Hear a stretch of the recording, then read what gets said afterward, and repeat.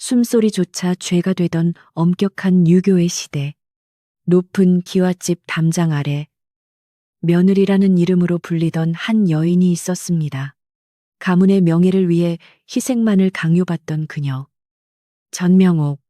하지만 그녀는 침묵 대신 반란을, 순종 대신 탈출을 선택했습니다. 며느리는 노비가 아니다.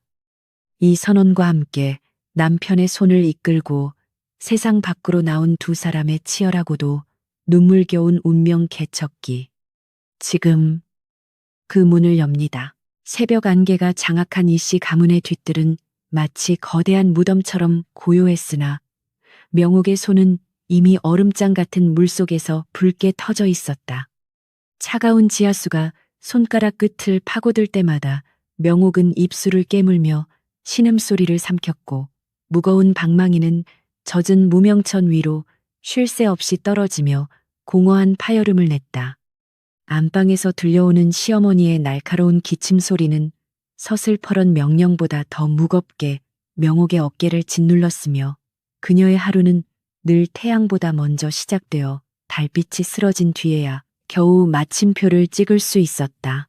부엌 바닥에 쪼그려 앉아 아궁이에 불을 지피는 명옥의 얼굴에는 검은 그을음과 눈물 자국이 뒤섞여 묘한 비극의 무늬를 그려내고 있었다.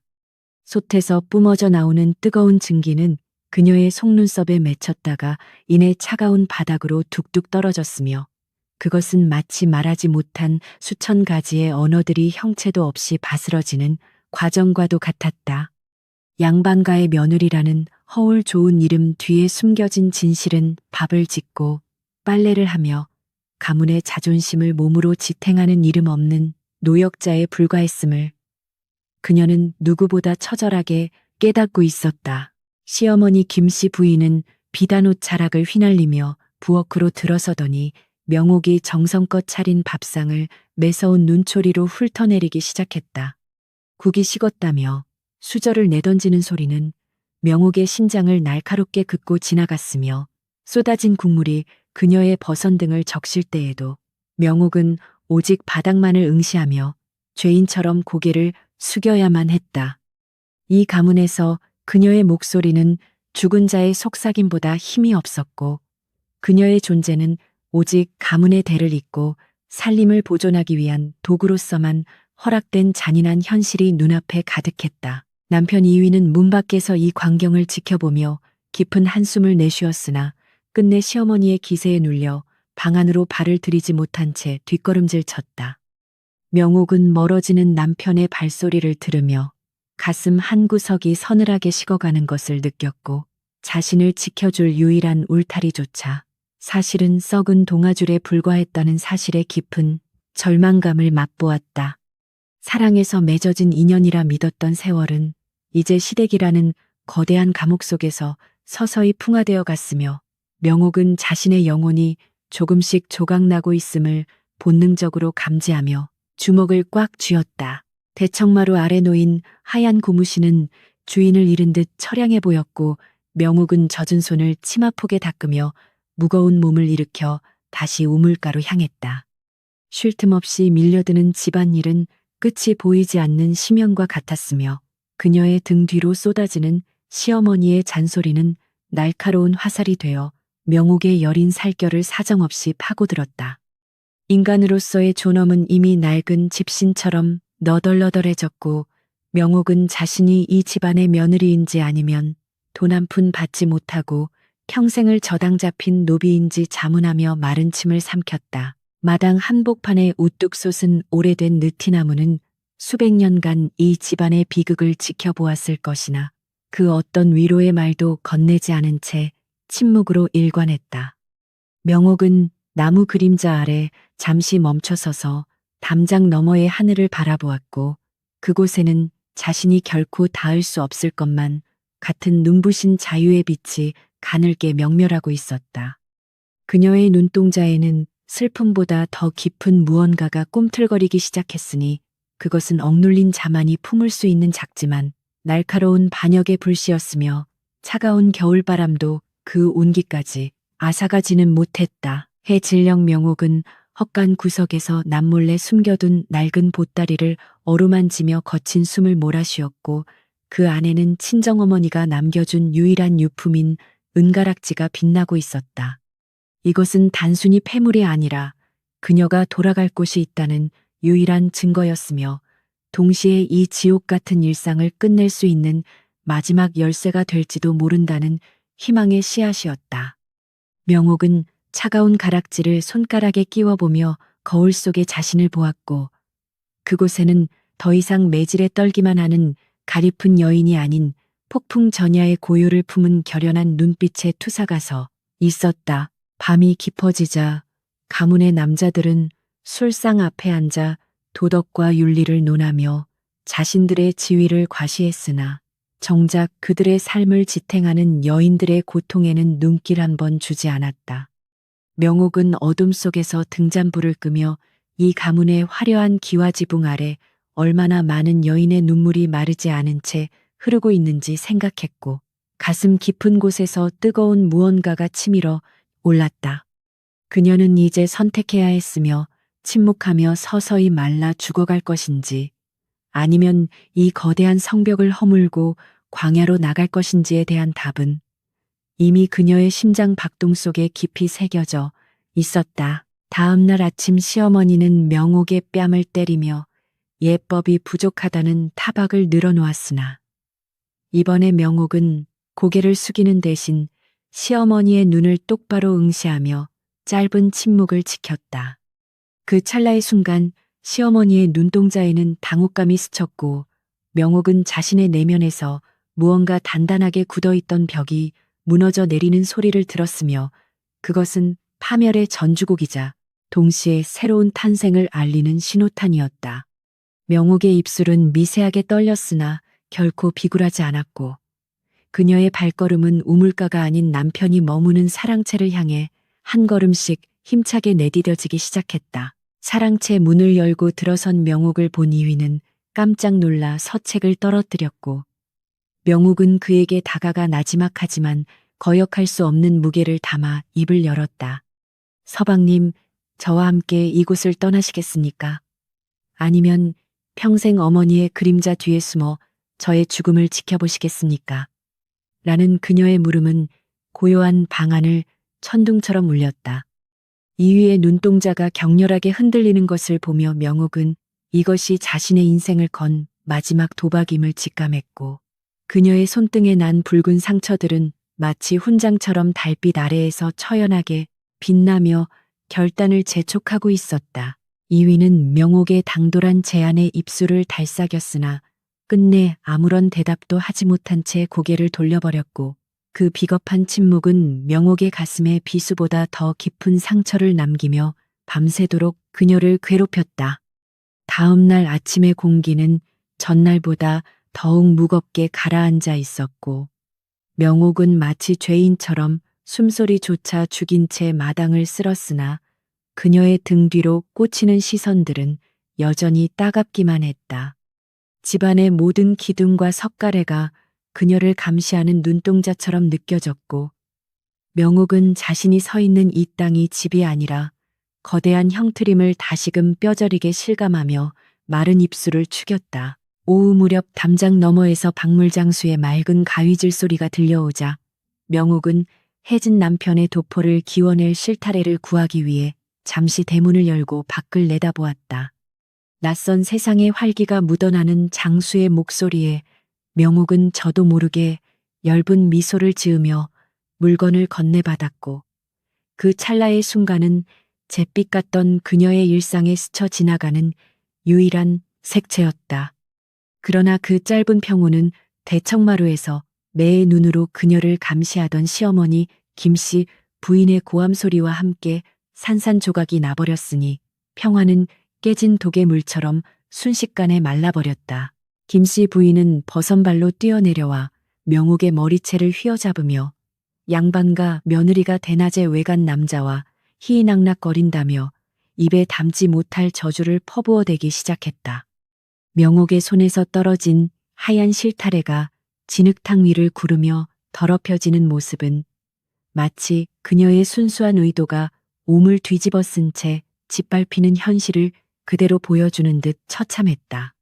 하인들이 웅성거리며 모여들어 구경거리가 되었음에도 시어머니는 멈추지 않고 명옥을 안마당 한가운데 무릎 꿇리며 가문의 법도를 들먹여 그녀의 영혼을 난도질했다. 명옥은 억울함에 목이 메어 오직 남편의 옷을 집기 위함이었다고 항변하려 했으나 날아온 것은 시어머니의 매서운 손찌검뿐이었고 붉은 피가 터진 입술 사이로는 신음조차 새어 나오지 못했다.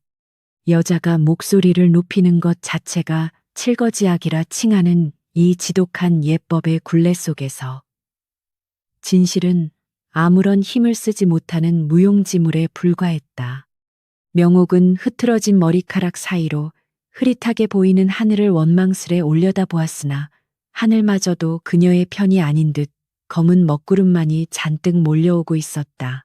사랑채에 머물던 이위가 소란을 듣고 황급히 안채로 들어섰을 때 명옥은 헝클어진 모습으로 바닥에 주저앉아 있었고 그 처참한 몰골은 그의 양심을 찌르는 가시가 되었다.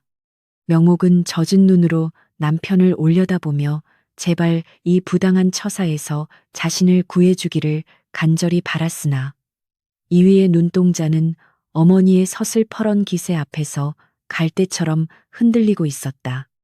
그는 어머니와 아내 사이에서 어쩔 줄 몰라 하며 식은땀을 흘렸고 그 우유 부단함은 악행을 저지르는 자보다 방관하는 자가 더 잔인할 수 있음을 증명하고 있었다. 김씨 부인은 아들에게 명옥의 행실이 얼마나 천박했는지를 과장하여 고해바치며 당장 회초리를 들어 아내의 종아리를 치라고 서리빨 같은 명령을 내렸다.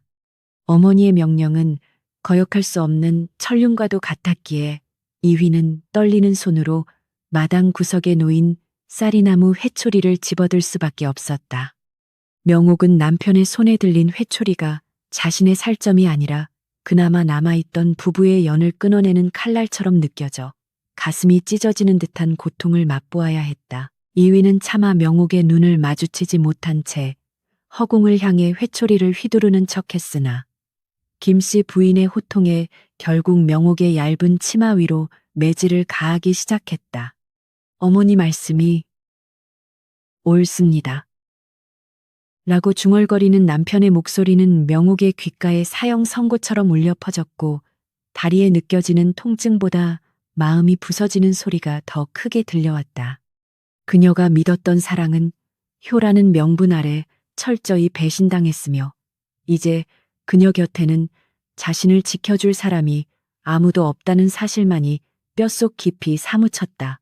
회초리가 부러질 때까지 이어진 매질이 끝나자 명옥은 바닥에 쓰러진 채 움직이지 못했고 김씨 부인은 그런 그녀를 광에 가두고 사흘간 물 한 모금 주지 말라는 엄명을 내렸다.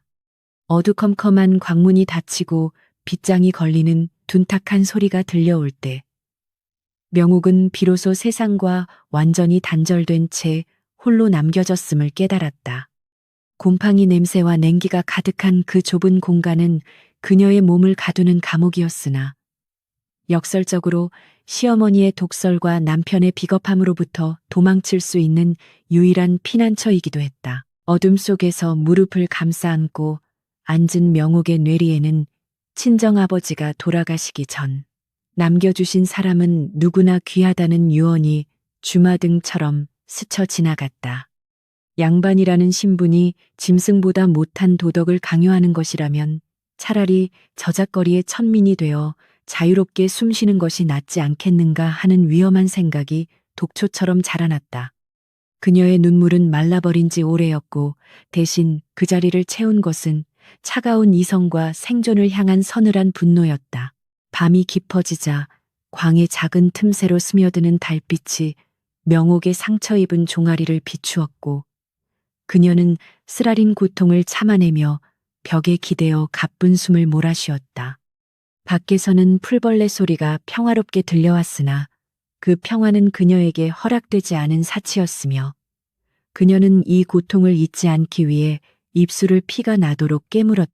그녀를 옥죄고 있는 것은 눈에 보이는 빗장이 아니라 가문과 체면, 그리고 여인에게 강요되는 희생이라는 보이지 않는 거대한 족쇄였다. 새벽녘 이휘가 몰래 광문 앞으로 다가와 흐느끼며 사죄의 말을 속삭였으나 명옥은 벽을 등진 채 한마디 대꾸도 하지 않고 차가운 침묵을 지켰다. 미안하오. 부인, 내 힘이 부족하여. 라는 그의 변명은 이제 명옥에게 아무런 감흥도 주지 못하는 공허한 메아리에 불과했다. 그녀는 더 이상 그에게 기대를 걸지 않기로 다짐하며 어둠 속에서 주먹을 꽉 쥐었고 남편의 나약함은 그녀의 결심을 더욱 단단하게 만드는 촉매제가 될 뿐이었다. 명옥은 바닥에 굴러다니는 깨진 기와 조각을 집어들고 흙벽에 날짜를 새기며 자신이 이곳에서 나가는 날 반드시 이 지옥을 불태워버리겠다고 맹세했다. 그녀의 눈빛은 굶주린 짐승처럼 형형하게 빛났고 며느리라는 이름으로 덧씌워진 노예의 굴레를 스스로 벗어던질 준비를 차근차근 해나가고 있었다. 배고픔과 고통이 육체를 갉아먹을수록 그녀의 정신은 대장간의 쇠처럼 더욱 강인하게 단련되어 갔으며 그녀는 이제 예전의 순종적인 명옥이 아니었다. 사흘이라는 시간은 명옥에게 있어 죽음과 부활의 경계였으며 그녀는 그 어둠 속에서 자신이 무엇을 버리고 무엇을 취해야 할지를 명확하게 깨닫게 되었다. 가문의 귀신이 되느니 차라리 길바닥의 잡초가 되어 짓밟히더라도 제 뜻대로 살아보겠다는 열망이 그녀의 혈관을 타고 뜨겁게 흐르기 시작했다. 광문이 다시 열리는 순간 세상은 그녀를 죄인이라 부를지 모르나 그녀는 스스로를 심판관으로 세우고 이 썩어 빠진 가문을 단죄할 계획을 세우고 있었다. 시어머니가 하인을 시켜 광문을 열었을 때 명옥은 초췌한 몰골이었으나 그 눈빛만은 서슬퍼런 칼날처럼 살아있어 보는 이들을 섬찟하게 만들었다. 그녀는 비틀거리며 걸어나와 눈부신 햇살을 마주했고 그 빛은 그녀를 태울 듯 강렬했으나 그녀는 눈 하나 깜짝하지 않고 정면을 응시했다. 이 집안의 기와 지붕 아래 더 이상 그녀가 쉴 곳은 없었으나 역설적이게도 그녀는 이제 어디로든 갈 수 있는 마음의 자유를 얻게 된 것이다. 명옥은 마당 한가운데 서서 안채를 바라보며 마음속으로 조용히 작별을 고했고 그것은 패배자의 도망이 아니라 전사로서의 출정을 알리는 비장한 의식이었다. 남편 이위는 멀리서 그녀를 지켜보며 알 수 없는 불안감에 휩싸였으나 이미 명옥의 마음은 그가 닿을 수 없는 곳으로 멀리 떠나버린 뒤였다. 보이지 않는 족쇄는 여전히 그녀의 발목을 잡고 있었으나 명옥은 이제 그 족쇄를 끊어낼 도끼를 마음속에 품고 있었으니 폭풍은 이미 시작되고 있었다. 광에서 나온 후 며칠이 지나도록 명옥의 몸은 물먹은 솜처럼 무거웠으나 그녀의 정신은 오히려 서리발처럼 차갑게 깨어 있었다. 집안 곳곳에 스며든 냉기는 단순히 계절 탓이 아니었으며 사랑채와 안채를 오가는 하인들의 발걸음에는 불안한 기색이 역력했다. 대문 밖에서는 며칠째 낯선 사내들이 기웃거리며 험악한 말을 뱉어내고 있었고 그 소리는 담장을 넘어와 양반가의 체면을 흙발로 지시겨 놓고 있었다. 이씨 가문의 차남이자 시동생인 이준이 도박판에서 가문의 전답을 잡히고도 모자라 거액의 빚을 졌다는 소문은 이미 온 고을에 파다하게 퍼져 있었다. 시어머니 김씨 부인은 안절부절 못하며 안방 문지방이 닳도록 드나들었고 그녀의 표정에는 아들에 대한 걱정보다는 가문의 위신이 추락하는 것에 대한 공포가 서려 있었다. 빚쟁이들이 들이닥쳐 세간살이에 딱지를 붙일지도 모른다는 위기감은 고고하던 마님을 이성을 잃은 야수처럼 만들었다.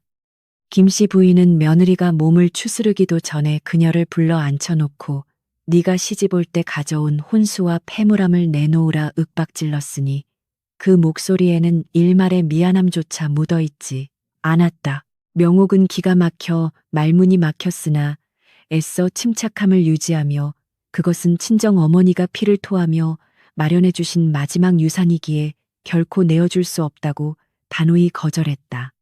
그 물건들은 단순히 금전적 가치를 떠나 명옥이 이 세상에 홀로 남겨질 때를 대비한 최소한의 생명줄과도 같은 것이었다. 그러나 김씨 부인에게 며느리의 사정 따위는 안중에도 없었으며 그녀는 출가회인이 된 이상 내년에 머리카락 하나까지도 다이 집안의 소유라며 억지를 부렸다.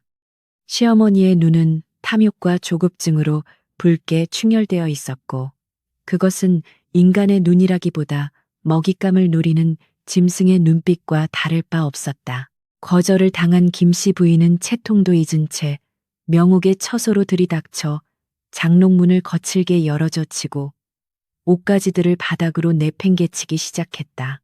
명옥이 비명을 지르며 말렸으나 힘센 하녀들이 그녀의 팔을 붙잡아 제압했고 명옥은 자신의 소중한 공간이 유린당하는 모습을 무력하게 지켜봐야만 했다. 바닥에 뒹구는 비단 저고리와 족두리는 마치 명옥의 갈기갈기 찢긴 자존심처럼 보였고 방 안은 순식간에 난장판이 되어 폭풍이 휩쓸고 간 폐허처럼 변해버렸다. 장롱 깊숙한 곳에서 자개함을 찾아낸 김씨 부인은 희색이 만면하여 뚜껑을 열었고 그 안에는 명옥의 아버지가 물려준 농문서와 어머니의 은비녀가 고스란히 들어있었다. 명옥은 사력을 다해 하녀들의 손을 뿌리치고 달려들어 함을 빼앗으려 했으나 시어머니는 명옥의 뺨을 세차게 올려붙이며 독서를 퍼부었다. 감히 시어머니가 하는 일에 대들다니 내년이 정녕 집안을 말아먹으려고 작정을 했구나 라는 고함 소리는 명옥의 귓가에서 윙윙거리는 이명처럼 울려 퍼졌다. 뺨을 맞은 고통보다 가슴을 후벼 파는 모욕감이 더 컸기에 명옥은 바닥에 주저앉은 채 헝클어진 머리카락 사이로 시어머니를 노려보았다. 그녀의 눈빛에는 더 이상 공경이나 두려움은 존재하지 않았고 오직 증오와 경멸만이 타오르는 불꽃처럼 일렁이고 있었다. 며느리는 그저 아들의 빚을 갚기 위해 언제든 털어먹을 수 있는 곡간 취급을 받는 현실 앞에서 명옥은 자신이 지켜왔던 인내심의 끈이 툭 하고 끊어지는 소리를 들었다. 이것은 단순히 재물을 뺏기는 문제가 아니라 그녀의 과거와 미래, 그리고 존재 가치마저 송두리째 부정당하는 살인적인 행위였다. 소란을 듣고 달려온 남편 이위는 방 안의 참상을 보고 입을 다물지 못했으나 어머니의 손에 들린 문서를 보고는 고개를 떨구었다. 명옥은 피 묻은 입술로 남편을 부르며 제발 어머니를 말려달라고 애원했으나 이위는 어머니의 서슬퍼런 눈초리에 기가 눌려 입도 뻥긋하지 못했다. 그는 동생의 빚을 해결할 다른 방도가 없다는 것을 알기에 아내의 희생을 묵인하려는 비겁한 태도를 보였고 그 모습은 명옥에게 시어머니의 폭력보다 더 큰 절망을 안겨주었다. 김씨 부인은 아들에게 보란 듯이 문서를 흔들어대며 이것이면 급한 불은 끌 수 있다며 당당하게 방을 나섰고 이위는 죄책감에 젖은 눈으로 명옥을 잠시 바라보다가 황급히 어머니 뒤를 따랐다. 텅 빈 방에 홀로 남겨진 명옥은 찢어진 옷자락을 부여잡고 소리 없는 오열을 토해냈으며 그녀의 눈물은 뜨거운 용암처럼 볼을 타고 흘러내렸다. 이 집안에서 자신은 사람이 아니었고 그저 필요할 때 쓰고 버리는 소모품에 불과하다는 잔인한 진실이 그녀의 온몸을 난도질했다. 해가 지고 어둠이 깔리자 명옥은 흐트러진 방을 정리하지도 않은 채 멍하니 앉아 창호지 문에 비친 달 그림자를 바라보았다. 그녀의 마음속에서는 이제 슬픔이 사라지고 그 자리에 차갑고 날카로운 이성이 켈리를 틀기 시작했다. 더 이상 이곳에 머무를 이유도 미련도 없었으며 만약 계속해서 머뭇거린다면 뼈와 살까지 발라먹히고 빈 껍데기만 남게 될 것이 자명했다. 명옥은 스스로를 지키기 위해 이제는 예법이나 도덕 따위는 개나 줘버려야 한다고 생각하며 입술을 굳게 다물었다. 명옥은 품속 깊이 숨겨두었던 작은 칼을 꺼내어 만지작거렸는데 그것은 호신용으로 지니고 있던 은장도였다. 예전에는 정절을 지키기 위한 도구였으나 지금 그녀에게 이 칼은 자신의 운명을 개척하고 썩은 밧줄을 끊어낼 무기로 보였다. 그녀는 칼날에 비친 자신의 얼굴을 들여다보며 맹세했다. 내일 해가 뜨기 전에는 결단코 결판을 낼 것이며 혼자가 아니라 저 멍청하고 불쌍한 남편까지 데리고 이 지옥을 벗어나리라 다짐했다. 새벽녘 이휘가 술에 취해 비틀거리며 방으로 들어왔을 때 명옥은 잠들지 않고 정좌한 채 그를 맞이했다. 남편은 혀 꼬인 소리로 미안하다는 말만 되풀이하며 바닥에 쓰러져 잠들었고 명옥은 그런 남편의 등을 내려다보며 묘한 연민과 분노를 동시에 느꼈다. 그 또한 가문의 무게와 어머니의 욕망에 짓눌려 숨조차 제대로 쉬지 못하는 또 다른 피해자였으나 스스로 알을 깨고 나올 용기가 없는 겁쟁이일 뿐이었다. 명옥은 잠든 남편의 짐을 싸기 시작했고 필요한 물건들만 골라 보따리에 챙기며 손놀림을 서둘렀다. 이제 그녀에게 집안일이나 제사 같은 것은 아무런 의미가 없었으며 오직 살아남아 인간답게 살겠다는 목표만이 그녀를 움직이는 동력이었다. 빼앗긴 문서와 폐물은 찾을 수 없겠지만 대신 그녀는 자유라는 더 큰 보물을 쟁취하기 위해 모든 것을 버릴 준비를 마쳤다. 밤 공기는 차가웠으나 그녀의 가슴속은 뜨거운 화산처럼 끓어오르고 있었다. 부엌으로 가서 남은 찬밥 덩어리와 소금을 챙긴 명옥은 마당에 서서 어둠에 잠긴 기와집을 한 번 휘둘러 보았다. 웅장해 보이는 저 지붕 아래 얼마나 많은 위선과 탐욕이 꿈틀거리고 있는지 생각하니 구역질이 치밀어 올랐다. 그녀는 이제 더 이상 누군가의 며느리도 아내도 아닌 오롯이 전명옥이라는 이름 석자로 살아가기로 결심했고 그 시작은 이 견고한 감옥을 제 발로 걸어 나가는 것이었다. 그녀는 다시 방으로 돌아와 잠든 남편을 흔들어 깨웠고 이위는 개슴츠레한 눈으로 아내를 올려다보았다. 일어나세요, 서방님. 우리는 지금 당장 떠나야 합니다. 명옥의 목소리는 낮았지만 단호했고 그 속에는 거역할 수 없는 힘이 실려 있었다. 이위가 무슨 소리냐며 웅얼거렸지만 명옥은 그의 입을 막으며 귓가에 속삭였다. 여기 있으면 우리는 둘 다 죽습니다. 제가 서방님을 살려드리겠습니다. 이위는 아내의 눈에서 뿜어져 나오는 서늘한 광기를 보고 술이 확 깨는 것을 느꼈고 그녀가 농담을 하는 것이 아님을 본능적으로 알아차렸다. 그는 겁에 질린 표정으로 떨었으나 명옥의 손이 그의 손목을 강하게 움켜쥐자 마치 최면에 걸린 듯 그녀를 따를 수밖에 없었다. 명옥은 남편을 일으켜 세우고 갓을 씌워주며 마지막으로 방 안을 둘러보았다. 이곳에서의 기억은 모두 고통뿐이었으나 그것이 역설적으로 그녀를 강하게 만들었음을 부정할 수는 없었다. 문지방을 넘는 순간 명옥은 뒤를 돌아보지 않았고 그녀의 발걸음은 그 어느 때보다 가볍고 힘찼다.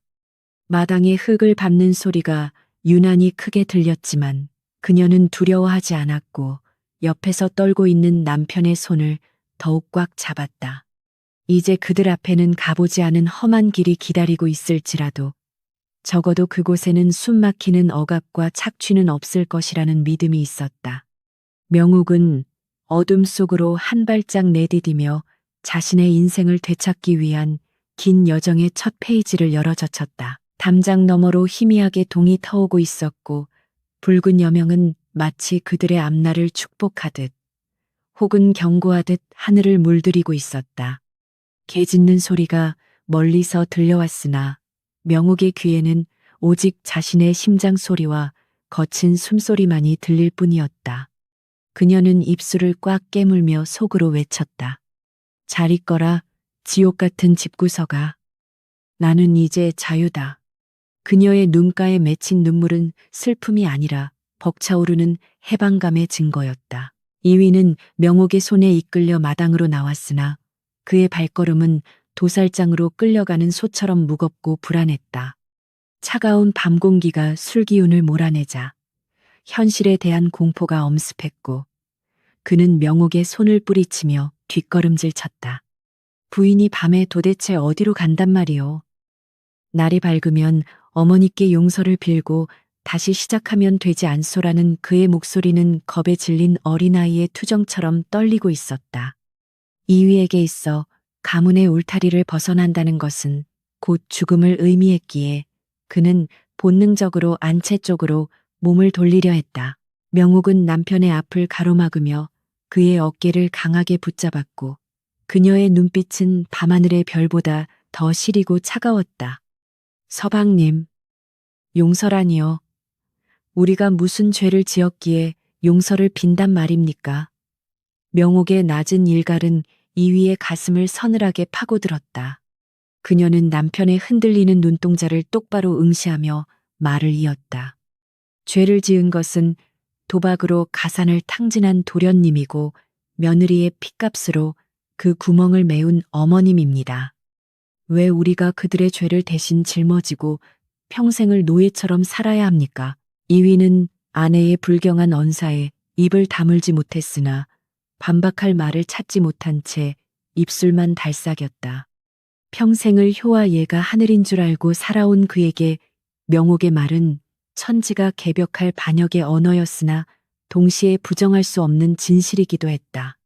그는 고개를 떨구며 그래도 어머니 아니신가? 라고 웅얼거렸지만 그 목소리에는 이미 힘이 빠져 있었다. 가문의 명예라는 허울 좋은 껍데기 아래 썩어 문드러진 진실을 그 또한 모르지 않았기에 명옥의 절규는 그의 양심을 아프게 찔러대고 있었다. 명옥은 한숨을 내쉬며 남편의 거친 손을 자신의 두 손으로 감싸 쥐었고 그 온기는 이위에게 묘한 안정감을 주었다. 서방님, 저 달을 보십시오. 저 달은 양반의 집이나 천민의 오두막이나 똑같이 비춥니다. 명옥은 하늘에 걸린 하얀 달을 가리키며 부드럽게 속삭였다. 우리가 이곳을 떠난다고 해서 하늘이 무너지는 것이 아닙니다. 오히려 저 담장 너머에 우리가 진짜 숨 쉴 수 있는 세상이 있을지도 모릅니다. 그녀의 목소리는 격정에서 애소로 바뀌어 있었고 그것은 이위의 굳게 닫힌 마음의 문을 두드리는 간절한 호소였다. 하지만 이위는 여전히 두려움의 탐에서 허우적거리고 있었으니 세상 물정 모르는 서생이 맨몸으로 거친 세파를 견뎌낼 자신이 없었기 때문이었다. 그는 떨리는 목소리로 우리가 나가서 무엇을 먹고 산단 말이오. 나는 글 읽는 것 말고는 할 줄 아는 게 없소라며 자신의 무능함을 고백했다. 그것은 남편으로서의 자존심을 꺾는 치욕적인 말이었으나 생존 앞에서는 체면 따위가 중요하지 않다는 것을 그도 본능적으로 느끼고 있었다. 명옥은 그런 남편의 나약함조차 품어 안으려는 듯 씁쓸한 미소를 지었다. 제가 있습니다. 제 손이 부르트고 발이 닳더라도 서방님을 굶기지는 않겠습니다. 명옥의 단호한 맹세는 이위를 충격에 빠뜨렸다. 여인은 남편의 보호를 받아야 한다는 고정관념을 깨고 명옥은 스스로 가장이 되어 남편을 지키겠다고 선언하고 있는 것이었다. 그녀의 작고 여린 어깨가 그 순간만큼은 태산처럼 거대해 보였고 이휘는 자신이 그동안 얼마나 좁은 우물 안에서 살아왔는지 뼈저리게 깨달았다. 아내는 더 이상 수동적인 며느리가 아니라 운명과 맞서 싸우는 여장부였다. 바람이 불어와 나뭇가지를 흔들자 마당에 드리운 그림자들이 춤을 추듯 일렁거렸고 그 모습은 마치 가문의 조상 귀신들이 그들을 꾸짖는 듯했다. 이휘는 움찔하며 주위를 살폈으나 명옥은 동요하지 않고 품속에서 은장도를 꺼내 달빛에 비추었다. 서슬퍼런 칼날이 반짝이자 이휘는 기겁을 하며 뒤로 물러섰으나 명옥은 차분한 목소리로 말했다. 이 칼은 제 목을 찌르기 위함이 아니라 우리의 과거를 베어내기 위함입니다. 서방님, 선택하십시오. 저와 함께 가시겠습니까? 아니면 이 칼로 저를 죽이고 이곳에 남으시겠습니까? 그것은 목숨을 건 최후의 통첩이었고 이휘는 아내의 눈에서 죽음을 불사한 결기를 읽어내고 전율했다. 그녀는 빈말을 하는 사람이 아니었으며 만약 자신이 거절한다면 그녀는 홀로 떠나거나 아니면 정말로 이 자리에서 자결할지도 모른다는 공포가 밀려왔다. 이휘의 머릿속에서 어머니의 호통 소리와 아내의 피 맺힌 절규가 뒤엉켜 혼란스러운 전쟁을 벌였다. 그는 괴로움에 머리를 감싸 쥐고 주저앉아 신음했으나 명옥은 미동도 하지 않고 그를 내려다보며 기다렸다. 한참의 침묵 끝에 이휘는 고개를 들어 아내를 바라보았고 그의 눈가에는 눈물이 고여 있었다. 그는 비로소 인정해야만 했다. 자신이 사랑했던 것은 가문의 위광이 아니라 바로 눈앞에 있는 이 여인, 명옥이었다는 사실을. 어머니의 치마폭에 쌓여 꼭두각시처럼 살아온 지난날이 주마등처럼 스쳐 지나갔고 그는 이제라도 사람이 되고 싶다는 강렬한 열망을 느꼈다. 부인, 내가 어리석었소. 내 비록 가진 것 없는 못난 놈이나 그대 곁에 있겠소. 이의가 떨리는 손을 뻗어 명옥의 치마자락을 잡았을 때 명옥의 눈에서도 참았던 눈물이 왈칵 쏟아져 내렸다. 그것은 승리의 기쁨이자 동시에 연민의 눈물이었고 두 사람은 달빛 아래서 서로를 부둥켜 안고 소리 없는 오열을 토해냈다. 그들의 맹세는 화려한 예식도 증인도 없었으나 그 어떤 혼례 서약보다도 진실하고 무거웠다. 그들은 부부라는 이름으로 묶인 타인이 아니라 생사를 함께할 진정한 동지가 되어 서로의 체온을 나누었다. 명옥은 눈물을 닦고 남편을 일으켜 세우며 이제 시간이 없습니다. 날이 밝기 전에 이곳을 빠져나가야 합니다라고 재촉했다. 두 사람은 그림자처럼 조용히 움직이며 마당을 가로질러 뒷문으로 향했다. 낡은 문이 삐걱거리는 소리를 내자 두 사람의 심장이 철렁 내려앉았으나 다행히 안채에서는 아무런 인기척도 들리지 않았다. 이 집안의 사람들은 자신들이 누리는 안락함과 권위에 취해 가장 소중한 사람들이 떠나는 줄도 모르고 깊은 잠에 빠져 있었다. 뒷문을 열고 나가자 좁고 거친 산길이 그들을 기다리고 있었고 어둠 속으로 뻗은 그 길은 마치 짐승의 아가리처럼 보였다. 하지만 명옥은 주저하지 않고 발을 내디뎠고 이휘 또한 두려움을 억누르며 아내의 뒤를 따랐다. 등 뒤로 보이는 거대한 기와집은 이제 웅장한 저택이 아니라 그들을 가두었던 거대한 무덤처럼 느껴졌다. 그들은 그 무덤의 작별을 고하며 산자들의 세상으로 나아가기 위해 어둠 속으로 몸을 던졌다. 산길을 오르는 동안 이휘는 숨이 턱까지 차올랐으나 명옥의 손을 놓지 않기 위해 안간힘을 썼다. 명옥은 가끔 뒤를 돌아보며 남편을 격려했고 그 눈빛은 어둠 속에서도 등불처럼 빛나며 이휘를 인도했다. 풀벌레 소리와 바람 소리만이 가득한 산속에서 두 사람은 오직 서로의 숨소리에 의지하며 걸음을 옮겼다. 발바닥이 찢어지는 고통이 느껴졌지만 그것은 살아있음을 증명하는 감각이었기에 명옥은 오히려 희열을 느꼈다. 고개 마루에 올라섰을 때 멀리서 닭 울음소리가 들려왔고 동쪽 하늘이 붉게 물들기 시작했다. 명옥은 잠시 멈춰서서 아래를 내려다보았고 어둠 속에 잠겨있는 마을은 평화로워 보였으나 그 속에 감추어진 비극을 그녀는 누구보다 잘 알고 있었다. 그녀는 다시는 저곳으로 돌아가지 않으리라 다짐하며 남편의 손을 더욱 꽉 잡았다. 서방님, 보십시오. 해가 뜨고 있습니다. 우리의 새로운 날도 이제 시작입니다. 이휘는 땀에 젖은 얼굴로 떠오르는 태양을 바라보았고 그의 가슴 속에서도 무언가 뜨거운 것이 꿈틀거리는 것을 느꼈다. 그것은 난생 처음 맛보는 자유의 맛이었고 두려움과 설렘이 뒤섞인 묘한 감정이었다. 그는 아내의 얼굴을 바라보며 고맙소. 부인, 나를 살려주어서 고맙소라고 진심을 담아 속삭였다. 명옥은 말없이 미소 지으며 고개를 끄덕였고 그 미소는 아침 햇살보다 더 눈부시게 빛났다. 이제 그들은 도망자가 되었으나 역설적이게도 그 어느 때보다 당당한 주인이 되었다. 세상이 그들에게 손가락질을 하고 비웃을지라도 두 사람은 서로를 믿고 의지하며 거친 파도를 헤쳐나갈 준비가 되어 있었다. 맹세는 달빛 아래서 이루어졌으나 그 약속을 지키는 것은 태양 아래서 흘릴 땀방울이 될 것이었다. 명옥과 이위는 서로를 마주보며 고개를 끄덕였고 다시 길을 재촉했다. 산길을 내려가는 그들의 뒷모습은 초라한 행색이었으나 그 걸음걸이만큼은 세상 그 누구보다 위풍당당했다. 낡은 집신이 흙바닥을 차고 나갈 때마다 그들을 다 매던 보이지 않는 사슬들이 하나씩 끊어져 나가는 듯했다. 숲속의 새들이 지저귀며 그들의 앞길을 축복했고 바람은 그들의 땀을 식혀주며 응원가를 불렀다. 어느새 해가 중천에 떠오르고 세상은 빛으로 가득 찼으나 그들의 여정은 이제 막 첫걸음을 떼었을 뿐이었다. 하지만 두 사람은 두렵지 않았다. 그들에게는 서로가 있었고 무엇보다 스스로 선택한 삶이라는 가장 강력한 무기가 있었기 때문이었다. 명옥은 앞을 향해 뻗은 길을 바라보며 속으로 외쳤다. 보아라 세상아. 내가 어떻게 살아남는지.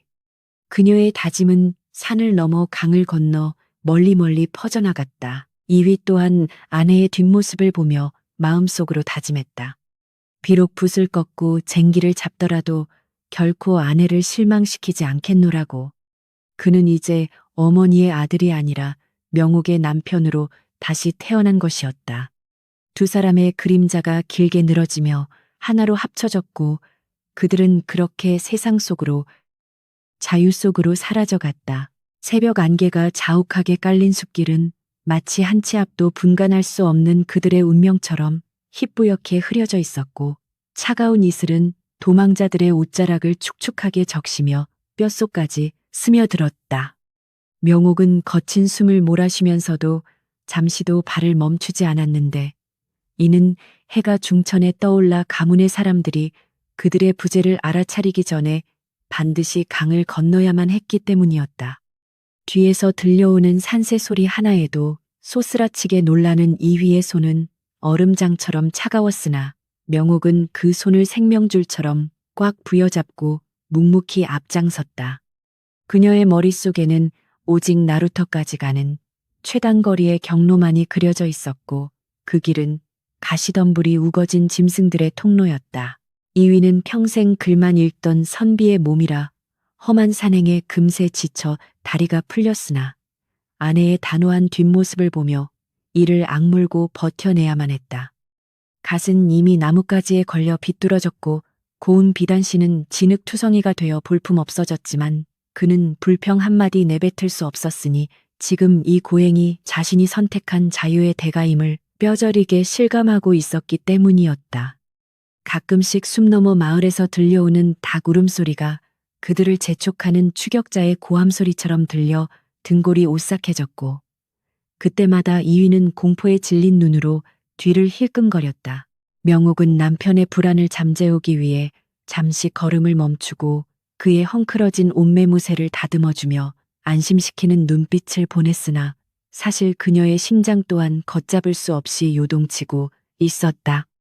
만약 여기서 잡힌다면 시어머니는 가문의 명예를 더럽혔다는 명목으로 멍석말이를 하거나 소리 소문 없이 그들을 제거할지도 모른다는 끔찍한 상상이 머릿속을 맴돌았기 때문이었다. 그녀는 고개를 세차게 저으며 불길한 생각들을 떨쳐내려 애썼고 품속에 숨겨둔 은장도의 서늘한 감촉을 느끼며 다시금 마음을 다잡았다. 산비탈을 내려와 갈대밭이 무성한 강가에 도착했을 때 강물은 짙은 안개 속에서 검푸른 뱀처럼 굽이치며 흐르고 있었고 그 광경은 묘한 두려움과 경외감을 동시에 자아냈다. 나루터에는 아직 사공이 보이지 않았고 빈배 몇 척만이 물결에 흔들리며 끼익끼익 기괴한 소리를 내고 있었는데 그 소리는 마치 그들의 앞날을 경고하는 듯 불길하게 들려왔다. 명옥은 갈대숲 사이에 몸을 숨기고 주변을 살폈으나 다행히 인기척은 없었고 오직 바람에 스치우는 갈대 소리만이 그들의 거친 숨소리를 감춰주고 있었다. 이위는 젖은 흙바닥에 주저앉아 가쁜 숨을 고르며 부인. 이제 어찌할 작정이오. 배가 없으면 강을 건널 수 없지 않소라고 절망 섞인 목소리로 물었다.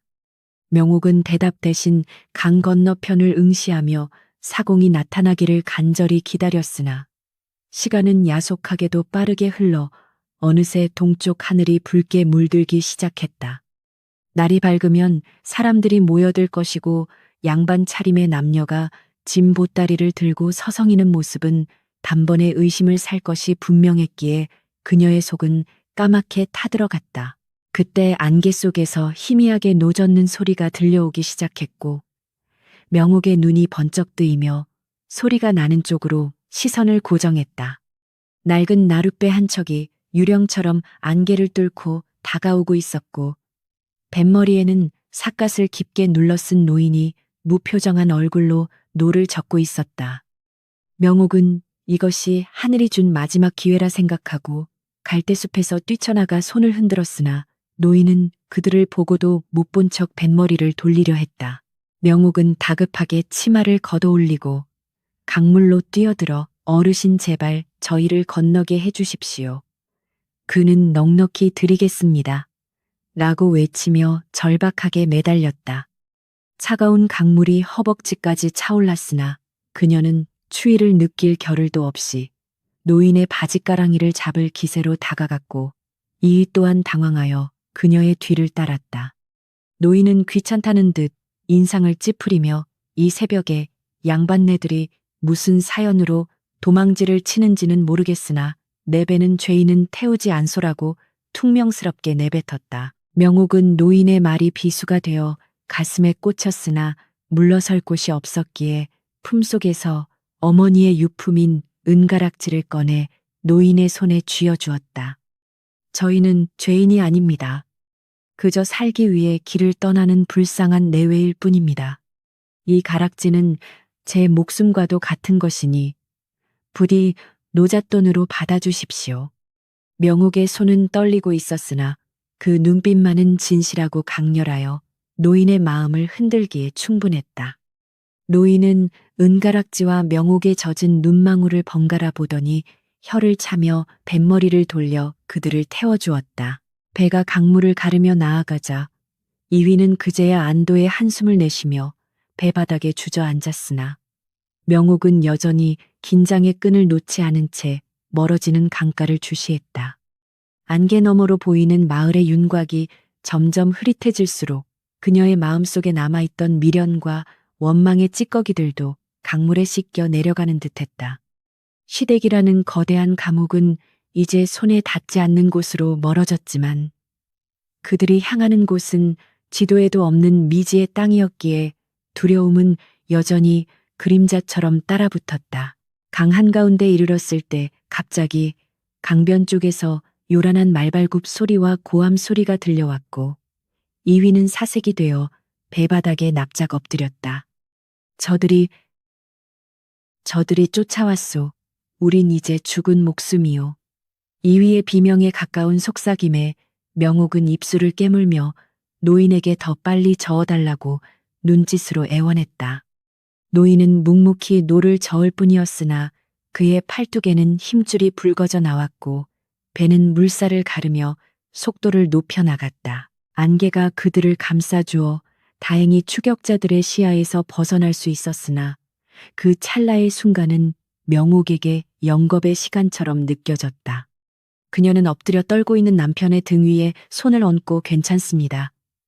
서방님, 안개가 우리를 지켜주고 있습니다라고 위로했으나 그녀의 손바닥에도 식은땀이 흥건했다. 이 강을 건너면 다시는 돌아올 수 없다는 사실이 실감나면서 가슴 한구석이 뻥 뚫린 듯한 상실감이 밀려왔다. 반대편 나루터에 도착했을 때 해는 이미 솟아올라 강물을 황금빛으로 물들이고 있었고 그 빛은 눈이 부시도록 아름다워 도망자들의 처지와 묘한 대조를 이루었다.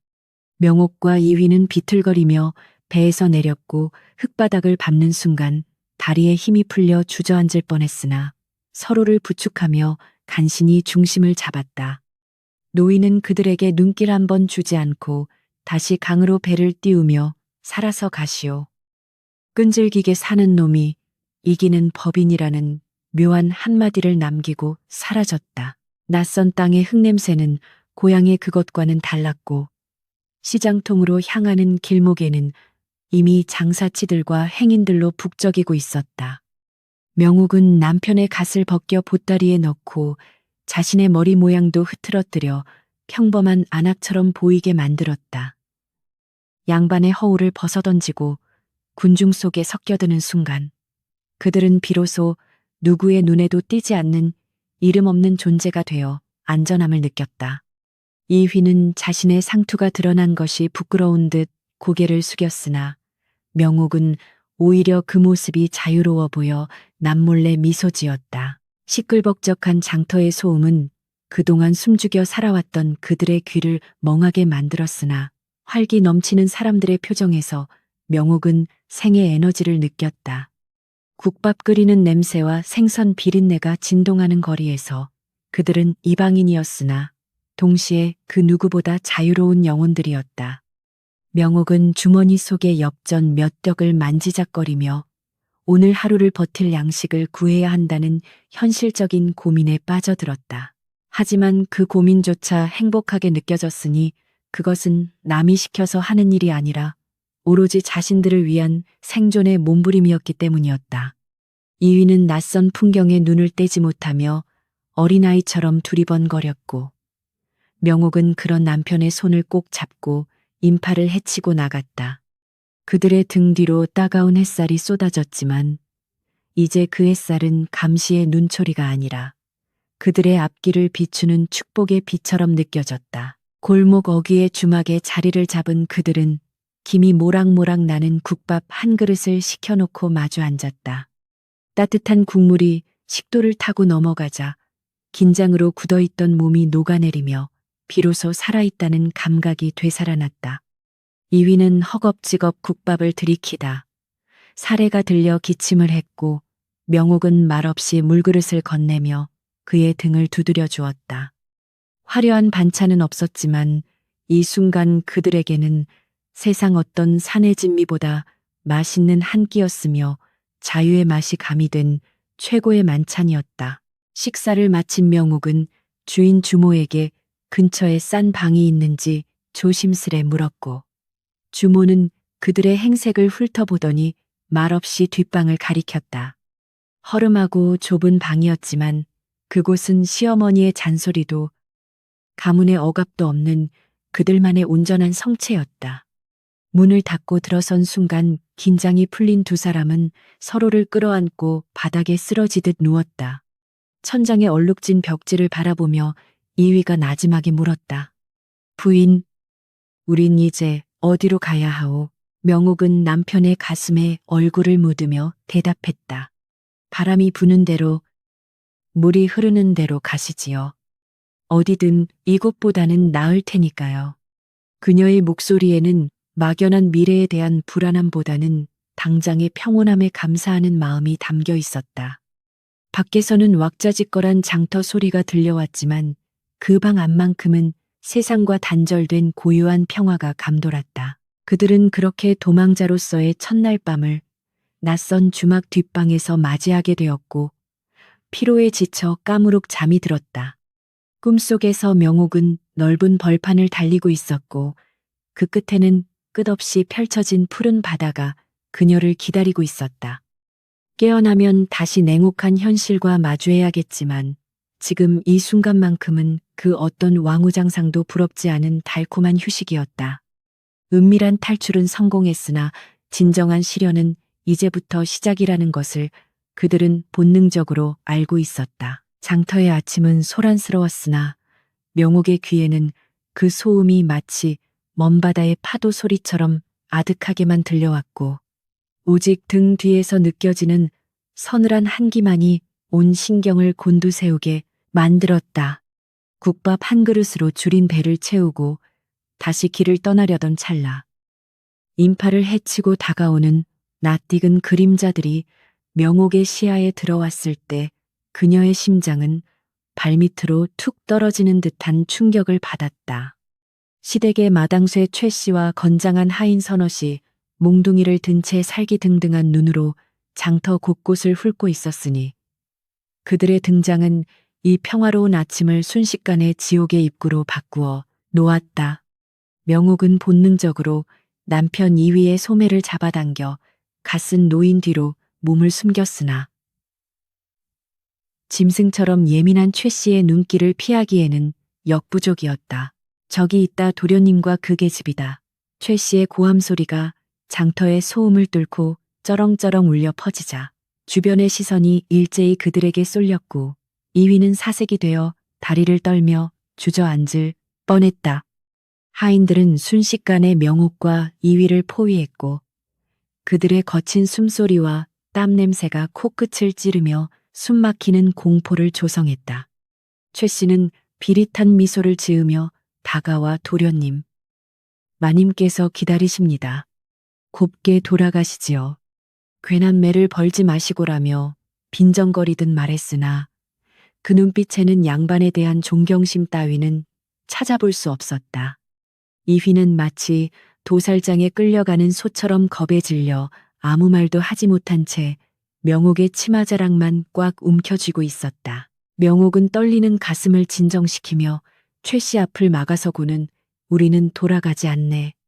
비키게라고 단호하게 말했으나 최 씨는 콧방귀를 뀌며 그녀를 밀쳐내려 했다. 어디서 감히 천한 며느리가 주인의 앞길을 막느냐. 내년이 도련님을 홀려 집안을 망신시켰으니 멍석마리를 당해도 할 말이 없을 것이다. 최 씨의 모욕적인 언사는 명옥의 가슴에 불을 질렀고 그녀는 더 이상 참을 수 없는 분노가 화산처럼 폭발하는 것을 느꼈다. 그녀는 밀려나는 대신 오히려 한 걸음 더 앞으로 나가며 고개를 뻣뻣이 들고 최 씨를 노려보았다. 천한 며느리라 했느냐 그래. 나는 너희들이 부리는 노비보다 못한 취급을 받으며 살아왔다. 허나 내 남편은 이 가문의 적자다. 내 놈들이 감히 상전에게 몽둥이를 들이대고도 무사할 줄 아느냐. 명옥의 일갈은 예상치 못한 기백을 담고 있어 최 씨와 하인들을 잠시 멈칫하게 만들었다. 주변에 모여든 구경꾼들이 웅성거리기 시작했고 명옥은 이 기회를 놓치지 않고 군중을 향해 목소리를 높였다. 그녀는 이것이 단순한 도망이 아니라 생존을 위한 투쟁임을 세상에 알리기로 결심한 것이었다. 보시오, 여러분, 이들은 시어머니의 빚을 갚기 위해 며느리의 친정 유품까지 강탈하고 그것도 모자라 남편을 꼭두각시처럼 부리려 한 파렴치한 자들입니다. 우리가 죄인입니까? 살기 위해 도망친 것이 죄란 말입니까?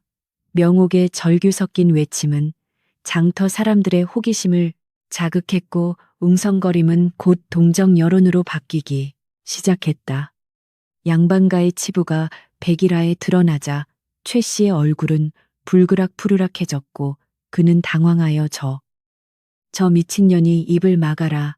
당장 끌고 가라고 소리쳤다. 하인들이 달려들어 명옥의 팔을 꺾고 이휘를 억지로 일으켜 세우려 하자 이휘는 공포에 질려 비명을 질렀으나 명옥은 고통을 참으며 끝까지 저항했다. 서방님 정신 차리세요. 여기서 끌려가면 우리는 죽습니다. 소리치세요.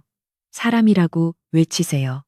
명옥의 외침은 이휘의 몽롱한 정신을 깨우는 채찍질과 같았고 그는 눈앞에서 아내가 짐승처럼 취급당하는 모습을 보며 억눌려 있던 무언가가 꿈틀거리는 것을 느꼈다.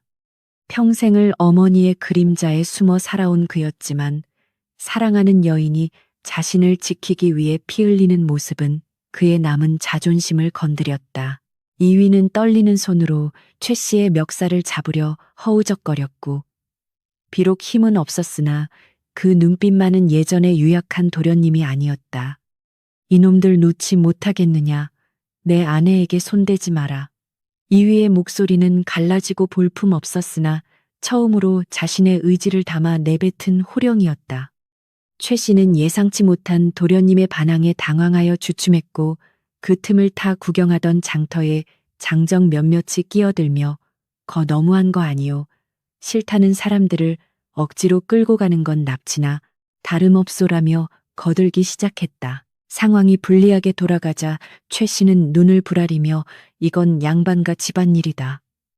산 것들이 끼어들 자리가 아니야 라고 으름장을 놓았으나 이미 분위기는 명옥 부부 쪽으로 기울어 있었다. 사람들은 돌멩이를 집어들거나 지게 작대기를 들고 하인들을 위협하며 물러가라고 소리쳤고, 이는 억눌린 민중들이 위선적인 양반들에게 보내는 야유와도 같았다. 명옥은 이 혼란스러운 틈을 타 이휘의 손을 낚아채며 지금입니다. 뛰세요라고 외치고는 인파 속으로 몸을 던졌다. 두 사람은 미친 듯이 달리기 시작했고 뒤에서 최 씨의 분노 섞인 욕설과 하인들의 고함 소리가 들려왔으나 장터 사람들의 등 뒤로 가려져 점차 멀어졌다. 좁은 골목길을 이리저리 휘젓고 다니며 그들은 짐 보따리가 무거운 줄도 모르고 숨이 턱까지 차오르도록 달렸다.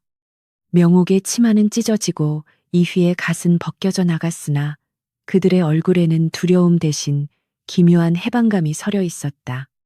방금 그들은 단순한 물리적 탈출을 넘어 가문이라는 거대한 권위에 맞서 승리한 것이었다. 한참을 달려 인적이 드문 성황당 고개에 이르러서야 두 사람은 바닥에 쓰러지듯 멈춰섰고 서로의 땀범벅이 된 얼굴을 바라보며 거친 숨을 몰아쉬었다. 이위는 심장이 터질 것 같았으나 그 고동 소리가 자신이 살아있음을 증명하는 북소리처럼 느껴져 실없이 웃음이 터져 나왔다. 부인,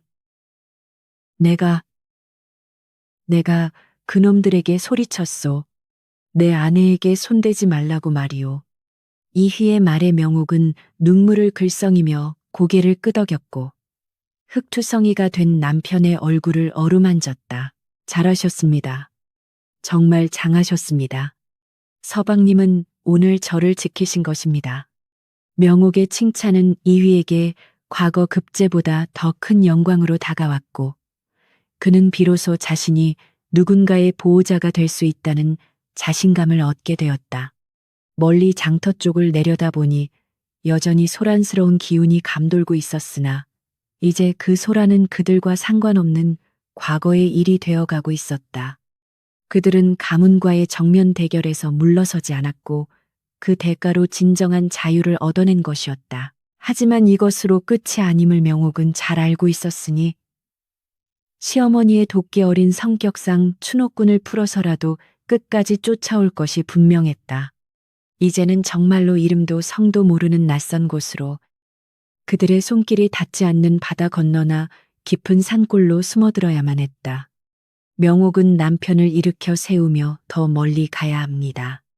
이제는 뒤를 돌아볼 시간조차 아깝습니다라고 재촉했고 이휘는 군말 없이 짐을 다시 챙겨들었다.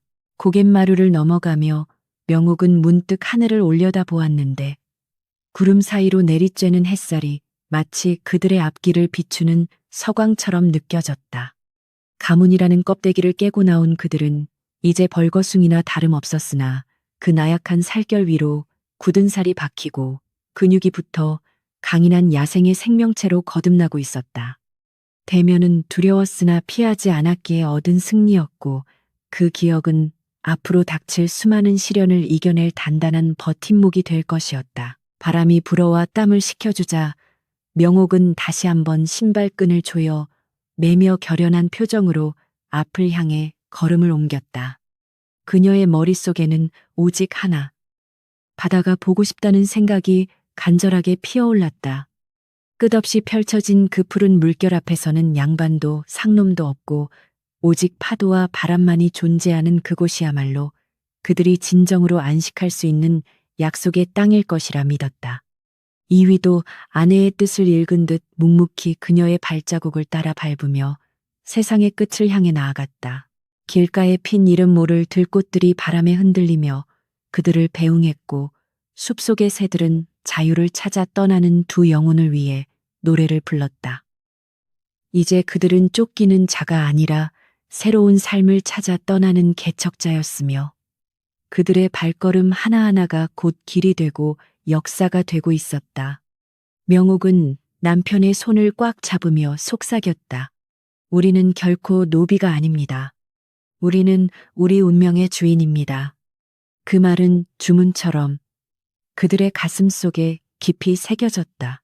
그렇게 그들은 가문의 긴 그림자에서 완전히 벗어나 미지의 세계로 사라져갔고 그들의 뒷모습은 석양빛을 받아 길게 늘어지며 하나의 풍경화처럼 세상 속에 녹아들었다.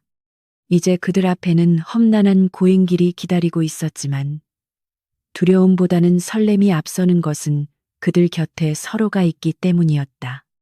사랑은 시련 속에서 더욱 단단해지고 자유는 투쟁 속에서 더욱 빛난다는 진리를 그들은 온몸으로 깨닫고 있었다. 가문이라는 거대한 성벽을 넘어선 대가는 혹독했으니 자유라는 달콤한 열매를 맛보기도 전에 그들을 기다리고 있는 것은 끝이 보이지 않는 굶주림과 추위라는 현실의 채찍이었다.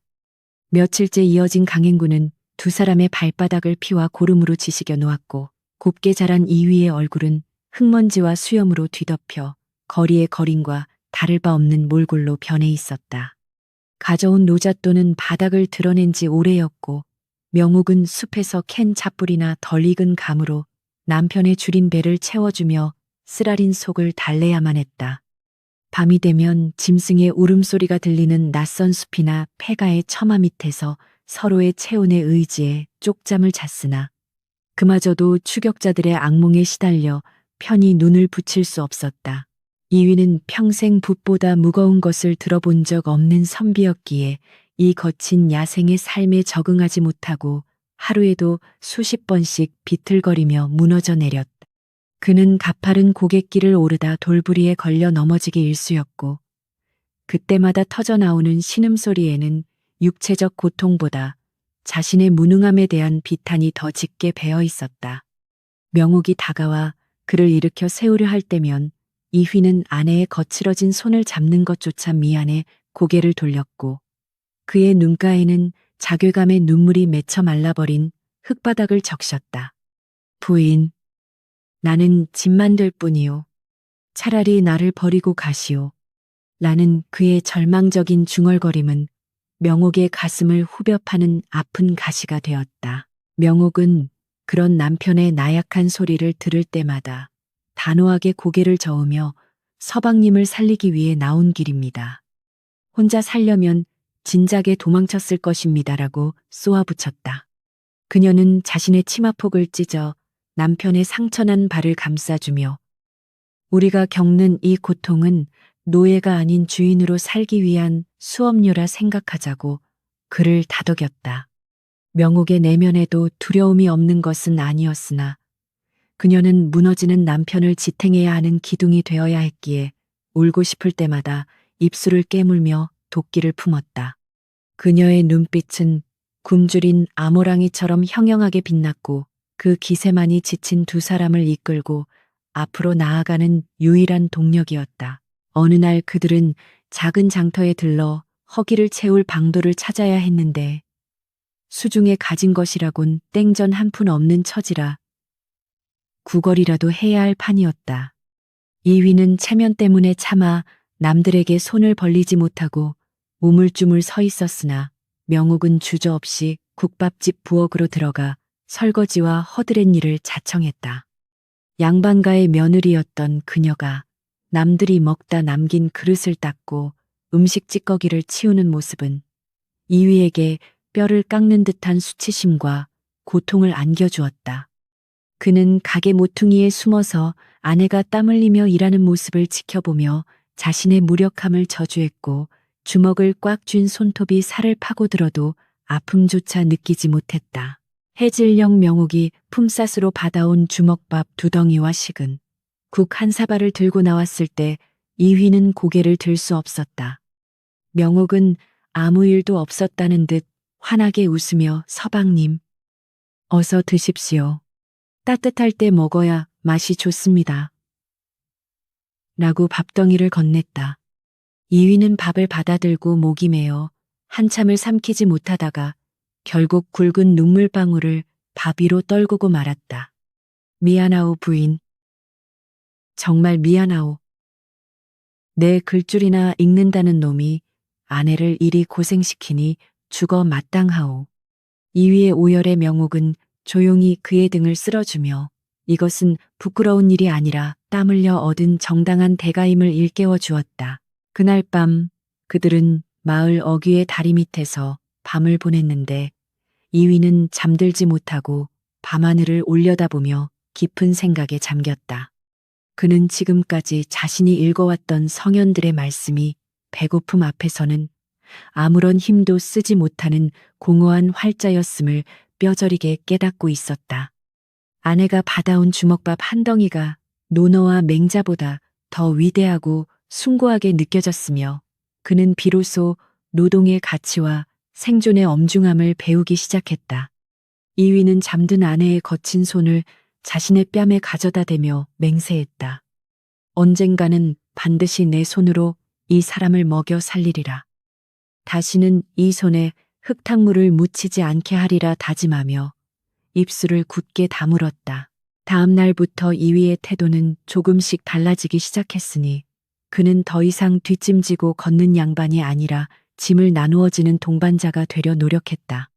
길가에 떨어진 뎃감을 줍고 무거운 짐을 자신이 지겠다고 고집을 부리는 그의 모습은 서툴고 위태로워 보였으나 그 눈빛만은 진지했다. 명옥은 그런 남편의 변화를 기특하게 바라보며 묵묵히 응원했고 두 사람 사이에는 말하지 않아도 통하는 끈끈한 전우애가 싹트고 있었다. 비록 몸은 천리말리 떨어져 나갈 듯 고단했으나 마음만은 그 어느 때보다 가깝게 밀착되어 서로의 고동 소리를 느끼고 있었다. 산 넘고 물 건너는 여정 도중 그들은 폭우를 만나 산속에 버려진 사당으로 피신했는데 비바람이 몰아치는 밤은 공포 그 자체였다. 천둥 번개가 칠 때마다 낡은 사당문이 덜컹거리며 귀신이 우는 듯한 소리를 냈고 빗물이 새어 들어와 바닥을 흥건하게 적셨다. 추위에 떨며 서로를 껴안고 있는 그들에게 가장 큰 공포는 귀신이 아니라 불쑥 들이닥칠지도 모르는 추노꾼들이었다. 시댁에서 보낸 추격자들이 턱 밑까지 쫓아왔다는 환청이 들릴 때마다 이위는 식은땀을 흘리며 소스라치게 놀랐고 명옥은 그를 진정시키느라 밤새 한숨도 자지 못했다. 사흘간 계속된 비로 길이 끊기고 식량이 떨어지자 두 사람은 극한의 한계 상황에 직면하게 되었다. 허기는 이성을 마비시켰고 이위는 고열에 시달리며 헛소리를 하기 시작했는데 어머니, 잘못했습니다. 살려주십시오라는 그의 잠꼬대는 명옥의 가슴을 찢어 놓았다. 명옥은 빗속을 뚫고 나가 산딸기와 약초를 캐오며 필사적으로 남편을 간호했고 그녀의 손발은 가시에 찔려 성한 곳이 없었다. 그녀는 혼수 상태인 남편에게 씹어서 으깬 약초물을 먹이며 제발 버텨달라고 여기서 죽으면 억울해서 눈을 감을 수 없다고 울부짖었다. 지성이면 감천이라 했던가. 이위는 며칠 만에 기적적으로 열이 내리고 의식을 되찾았으나 그의 눈빛은 이전과는 확연히 달라져 있었다. 죽음의 문턱을 넘나들며 그는 과거의 자신을 그 사당에 묻어버리고 새로운 생명을 얻은 듯했다. 그는 바쑥해진 얼굴로 명옥을 바라보며 부인 덕에 살았소. 이제 내 목숨은 내 것이 아니라 부인의 것이오라고 나지막이 고백했다. 명옥은 그저 고개를 끄덕이며 살아준 것만으로도 고맙다고 이제 다시 시작하면 된다고 그의 야윈 손을 꼭 잡았다. 비가 그치고 맑게 갠 하늘 아래 다시 길을 나선 그들의 행색은 더욱 초라해졌으나 발걸음에는 전보다 더 단단한 힘이 실려 있었다. 그들은 이제 양반과 아내라는 호칭 대신 서로의 이름을 부르며 동등한 인간으로서 길을 걸었다. 명호가 조금만 더 가면 된다. 네. 서방님. 저 고개만 넘으면 바다가 보일 것입니다. 격식을 벗어던진 그들의 대화는 훨씬 자유롭고 편안했으며 그것은 그들이 사회적 지위라는 껍데기를 벗고 알맹이만 남은 순수한 존재가 되었음을 의미했다. 마침내 험준한 산맥의 끝자락에 섰을 때 저 멀리 수평선이 희미하게 보이기 시작했고 짭조름한 바다 냄새가 바람을 타고 날아왔다. 명옥은 그토록 그리던 바다를 보자 다리에 힘이 풀려 그 자리에 주저앉았고 벅차오르는 감동에 말을 잇지 못했다. 끝없이 펼쳐진 푸른 물결은 그들이 지나온 고난의 세월을 위로하듯 반짝이고 있었고 그 광활함은 그들이 겪은 세상의 좁은 시련들을 하찮게 만들어버렸다. 이위 또한 넋을 잃고 바다를 바라보며 저기가 우리가 살 곳이오라고 떨리는 목소리로 물었다. 네, 저곳에는 우리를 옥죄는 담장도 우리를 감시하는 눈초리도 없습니다. 오직 파도와 바람과 우리 둘뿐입니다. 명옥의 대답에 이위는 아내의 어깨를 감싸 안으며 깊은 숨을 들이마셨다. 바다는 그들에게 약속의 땅이자 동시에 생존을 위한 새로운 전장이었으나 적어도 그곳에서는 노비가 아닌 주인으로 살 수 있을 것이라는 희망이 보였다. 그들은 서로를 부축하며 산을 내려가기 시작했고 그들의 그림자는 바다를 향해 길게 뻗어나갔다. 마을로 내려가는 길목에서 만난 노인이 이곳은 갯마을이라 험한 일 아니면 먹고 살기 힘들 텐데 새님 같은 분들이 어찌 살려고 오셨소라며 혀를 찼다. 하지만 명옥과 이위는 서로를 마주보며 빙긋이 웃었다. 이미 죽을 고비를 넘기고 산전수전 다 겪으며 여기까지 온 그들에게 육체 노동쯤은 더 이상 두려움의 대상이 아니었다. 손발이 닳도록 일해서 밥 먹고 살면 되지요. 남의 눈치 보며 배불리 먹는 것보다 내 힘으로 벌어먹는 죽 한 그릇이 더 달다는 것을 이제는 압니다. 이휘의 당당한 대답에 노인은 의외라는 듯 눈을 크게 뜨고 고개를 끄덕였다. 갯마을에 도착한 그들은 낡은 빈집을 찾아 짐을 풀었고 방 안에서는 퀴퀴한 곰팡이 냄새가 났지만 두 사람에게는 궁궐보다 더 아늑한 보금자리였다. 창문을 열자 파도 소리가 방 안가득 밀려 들어왔고 명옥은 그 소리를 자장가 삼아 오랜만에 깊은 잠에 빠져들 수 있었다. 이위는 잠든 아내의 얼굴을 지켜보며 내일부터는 자신이 먼저 일거리를 찾아 나서겠다고 다짐했고 그의 눈빛에는 가장으로서의 책임감이 묵직하게 자리 잡고 있었다. 고난의 긴 여정은 그들의 몸을 상하게 했으나 정신은 강철처럼 단단하게 만들었고 사랑은 시련 속에서 불순물이 제거되어 순금처럼 빛나게 되었다. 그들은 잃은 것이 많았으나 얻은 것은 더 많았으니 그것은 바로 자신이라는 존재와 자유라는 가치였다. 이제 그들 앞에는 낯선 바다 생활이라는 새로운 막이 오르고 있었으나 두 사람은 더 이상 두렵지 않았다. 함께라면 거친 파도도 넘을 수 있다는 믿음이 그들의 가슴 속에 탐을 내렸기 때문이었다. 갯마을의 바람은 내륙의 그것과는 달리 비릿하고 끈적거려 피부에 닿을 때마다 소금기가 하얗게 내려앉았고 파도 소리는 밤낮 없이 귓가를 때리며 이곳이 생존의 최전선임을 상기시켰다. 명옥과 이유가 정착한 곳은 포구 끝자락에 위치한 다 쓰러져가는 판잣집이었는데 지붕은 구멍이 숭숭 뚫려 별이 보였고 벽 틈으로는 황소바람이 드나들었다.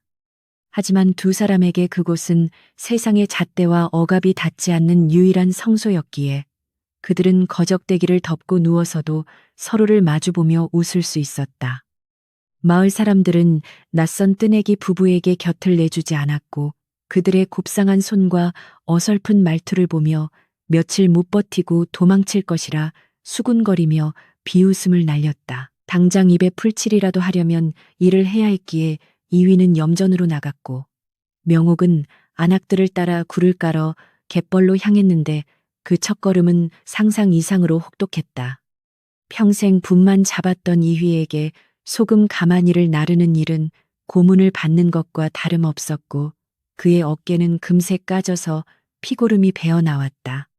인부들은 비틀거리는 이휘를 보며 샌님, 책 읽는 힘으로는 소금 한 줌도 못 들어라고 조롱했으나 이휘는 입술을 깨물며 바닥에 떨어진 가마니를 다시 짊어졌다.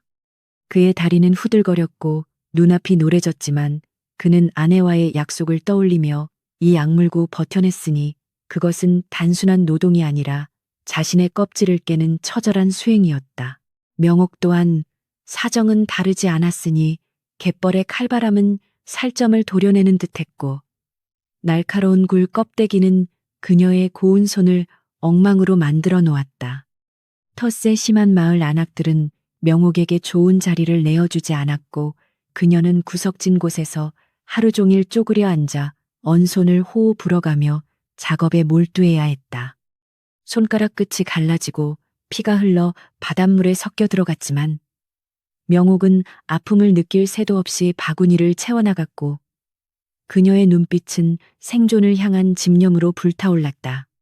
양반가 마님 소리를 듣던 과거는 이제 꿈처럼 아득해졌고 그녀는 오직 오늘의 끼니를 해결해야 하는 한 명의 생활인이 되어가고 있었다. 해질녘 파김치가 되어 돌아온 두 사람은 서로의 처참한 몰골을 보고 할 말을 잃었으나 이내 짠한 마음이 들어 말없이 서로의 어깨를 주물러 주었다.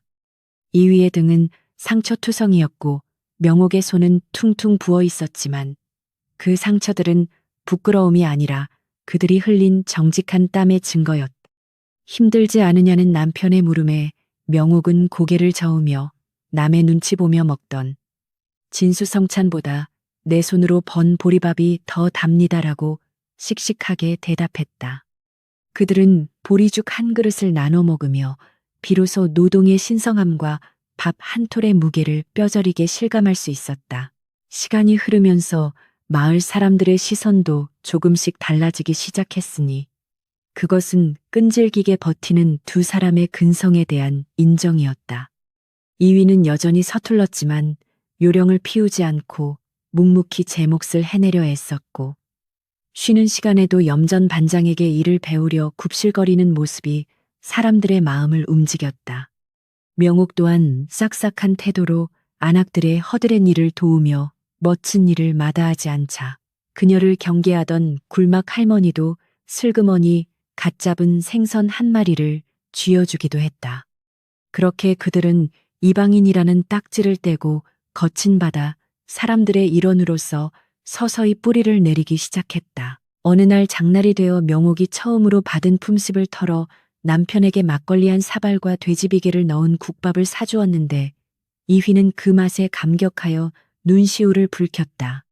내 평생 수많은 술상을 받아보았으나 오늘 이 술맛에 비할 바가 아니구나. 이휘가 목이 메어 말하자 명옥은 그의 거친 손을 잡으며 환하게 웃었다. 양반의 체면 따위는 개나 줘버린 채 저작거리 한복판에서 국밥을 들이키는 남편의 모습이 명옥에게는 세상 그 어떤 호걸보다 듬직하고 멋져 보였다. 그들은 이제 서로를 서방님, 부인이라 부르기보다 휘씨, 명옥씨라 부르며 격식 없는 동반자로서의 삶을 즐기기 시작했다. 바다 생활은 고단했지만 그들에게 전례 없는 자유를 선사했으니 밤이면 파도 소리를 들으며 해변을 거닐었고 누가 볼세라 숨죽일 필요 없이 크게 웃고 떠들 수 있었다. 명옥은 머리를 질끈 동여매고 바지를 걷어올린 채 갯벌을 누볐고 이휘는 상투를 틀어올리는 대신 머리띠를 두르고 땀을 흘렸다. 가문이라는 거대한 감옥에서 탈출한 그들은 비로소 자신들의 본연의 모습을 되찾았고 그 모습은 투박하지만 건강한 생명력으로 넘쳐 흘렀다. 명옥은 수평선을 바라보며 생각했다. 이곳이야말로 진정한 사람 사는 세상이라고. 여기서는 내가 나로서 존재할 수 있다고. 계절이 바뀌어 찬바람이 불기 시작하자 그들은 틈틈이 모은 돈으로 판잣집을 수리했는데 이휘가 서툰 솜씨로 지붕을 얹고 명옥이 흙을 발라 벽을 메웠다. 비록 허름한 집이었지만 그들의 손때가 묻은 보금자리는 세상 그 어느 대궐보다 따뜻하고 안락했다. 방 한가운데 작은 화로를 놓고 둘러앉아 고구마를 구워 먹으며 미래를 이야기하는 시간은 그들에게 더할 나위 없는 행복이었다. 내년에는 작은 배를 하나 사서 고기를 잡아보면 어떨까? 이휘의 엉뚱한 제안에 명옥은 배꼽을 잡고 웃었지만 그 웃음 속에는 희망이라는 단단한 알맹이가 들어있었다. 그러나 평화로운 일상 속에서도 가끔은 불길한 그림자가 스쳐 지나갔으니 장터를 오가는 보부상들의 입을 통해 들려오는 세상 소식이 그러했다. 한양 정세가 어수선하다느니, 어느 대가집이 영모에 휘말려 멸문지화를 당했다느니 하는 흉흉한 소문들이 파도처럼 밀려왔다. 명옥은 애써 그런 소식들에 귀를 막으려 했으나 마음 한구석에 남아있는 불안의 씨앗은 완전히 제거되지 않고 있었다. 과거는 죽은 듯 고요하다가도 불쑥불쑥 고개를 쳐들며 그들의 발목을 잡으려 했기에 명옥은 늘 경계를 늦추지 않았다. 그러던 어느 날 소금을 팔러 읍내에 나갔던 이위가 사색이 되어 돌아왔는데 그의 손에는 낡은 관보 한 장이 들려 있었다. 여보, 큰일 났소. 우리 본가. 아니 그 집안이 난리가 났다고 하오. 이위의 떨리는 목소리에 명옥은 가슴이 철렁 내려앉으며 관보를 낚아채 읽어내려갔다. 거기에는 이씨 가문의 장남이 뇌물수수와 국고 횡령 혐의로 하옥되고 가산이 몰수되었다는 충격적인 내용이 적혀 있었다. 시어머니 김씨 부인이 그토록 지키려 발악했던 가문의 명예가 하루아침에 똥물에 처박힌 꼴이 된 것이었다. 명옥은 멍하니 관보를 내려놓으며 복잡한 감정에 휩싸였는데 그것은 통쾌함이라기보다는 인생무상에 가까운 허탈함이었다. 그토록 대단한 척을 쓰대던 시댁 식구들이 결국 욕망의 덫에 걸려 파멸했다는 사실은 권불 10년이라는 옛말을 떠올리게 했다. 하지만 이 소식은 곧 그들에게도 또 다른 폭풍이 닥쳐올 수 있음을 암시하는 경고이기도 했으니 몰락한 양반들이 살 길을 찾아 흩어지면 필시끈 떨어진 연신세가 되어 이곳까지 흘러들어올 수도 있기 때문이었다. 이위는 불안한 눈빛으로 우리가 도망친 것을 관하에서 알면 어찌 되오, 혹여 연좌제로 우리까지 잡아들이는 것은 아니오라며 걱정을 쏟아냈다. 명옥은 남편의 손을 꽉 잡으며 단호하게 말했다. 우리는 이미 그들과 인연을 끊은 남남입니다. 호적에서 파내라 소리칠 땐 언제고 이제 와서 가족이라 할 리 없습니다. 그녀는 애써 태연한 척했으나 속마음은 타들어가고 있었다. 평온했던 그들의 바다 마을에도 서서히 먹구름이 몰려오고 있음을 본능적으로 직감했기 때문이었다. 그날 밤 명옥은 잠들지 못하고 밖으로 나와 밤바다를 응시했는데 검은 파도는 마치 성난 짐승처럼 으르렁거리고 있었다. 그녀는 가슴속에 묻어두었던 은장도를 꺼내 달빛에 비추어 보며 다시 한번 마음을 다잡았다. 누가 와도 어떤 시련이 닥쳐도 기필코 지켜낸 이 자유를 빼앗기지 않으리라. 비록 몸은 비천한 갯마을 안악이 되었으나 정신만은 그 누구보다 고귀한 자유인임을 그녀는 잊지 않았다. 다음 날 아침마을 어귀가 소란스러워 나가보니 웬 낯선 무리가 누더기를 걸친 채 비틀거리며 마을로 들어서고 있었다. 그들의 행색은 영락없는 거짓골이었으나 그 눈빛에는 아직도 버리지 못한 오만함과 도끼가 서려 있어 보는 이들을 불편하게 했다. 명옥은 그 무리 속에서 익숙한 얼굴을 발견하고는 심장이 멈누는 듯한 충격을 받았으니 그것은 바로 시어머니 김씨 부인과 시동생 이준이었다. 운명의 장난처럼 혹은 악연의 끈질김처럼 그들이 기어코 이 땅 끝마을까지 찾아온 것이었다. 김씨 부인은 헝클어진 머리에 때가 꼬질꼬질한 얼굴을 하고 있었지만 명옥을 발견하자마자 귀신같이 눈을 부라리며 소리쳤다. 내년이 여기 숨어 있었구나. 우리 집안을 말아먹고 도망친 요물. 그녀의 악에 바친 고함 소리는 평화롭던 갯마을의 공기를 단번에 찢어 놓았다. 명옥은 물러서지 않고 그들을 똑바로 응시했으나 옆에 있던 이위는 사시나무 떨듯 떨며 아내의 뒤로 숨으려 했다. 바야흐로 피할 수 없는 과거와의 대면이 시작되고 있었다. 마을 사람들이 웅성거리며 모여들었고 명옥은 이것이 단순한 만남이 아니라 자신들의 운명을 건 마지막 승부가 될 것임을 직감했다. 그녀는 주먹을 꽉 쥐고 한 발짝 앞으로 내디디며 차가운 목소리로 말했다. 여기는 당신들이 행세할 안방이 아닙니다. 당장 돌아가십시오. 명옥의 서슬퍼런 일갈에 김씨 부인은 잠시 움찔했으나 이내 독사를 품은 눈으로 달려들 기세를 보였다. 바다에서 불어오는 바람이 더욱 거세졌고 갈매기들이 불길하게 울어대며 하늘을 맴돌았다. 새로운 삶의 터전이었던 이 갯마을이 이제는 과거의 망령들과 싸워야 할 전쟁터로 변하고 있었다. 명옥은 남편의 손을 다시 한번 굳게 잡으며 마음속으로 주문을 외웠다. 나는 며느리도 노비도 아니다. 나는 전명옥이다. 그녀의 눈빛은 흔들리지 않는 등대처럼 강렬하게 빛나고 있었다. 김씨 부인의 표독스러운 고함 소리가 갯마을의 평온한 공기를 찢어발기자 모여든 마을 사람들은 웅성거리며 이 낯선 거짓대를 경계의 눈초리로 훑어내리기 시작했다. 명옥은 마치 벼락을 맞은 듯 잠시 휘청거렸으나 이내 입술을 깨물며 중심을 잡고 시어머니의 광기 어린 눈빛을 피하지 않고 똑바로 마주 보았다. 예전 같으면 사시나무 떨듯 고개를 숙이고 죄인처럼 빌었을 테지만 지금 명옥의 발밑에는 자신이 직접 다진 단단한 삶의 터전이 있었기에 더 이상 물러설 곳도 이유도 없었다. 그녀의 눈에 비친 시어머니는 호랑이 같은 위엄을 잃은 지 오래였고 그저 배고픔과 도끼에 찌든 초라한 노파에 불과하다는 사실이 명옥을 서글프면서도 냉정하게 만들었다. 시동생 이준이 어머니의 기세에 편승하여 앞으로 나서며 형수님, 어찌 시어머니를 보고도 인사를 올리지 않는단 말이오. 예법도 잊으셨소. 라고 호통을 쳤으나 그 목소리는 백구레에서 나오는 힘이 빠져 앵앵거리는 모기 소리처럼 들렸다. 명옥은 코웃음을 치며 예법이라니요. 도련님, 양반의 법도는 기와집 담장 안에서나 찾으시지요. 이곳은 땀 흘려 일하지 않는 자는 먹지도 못하는 곳입니다라고 싸늘하게 대꾸했다.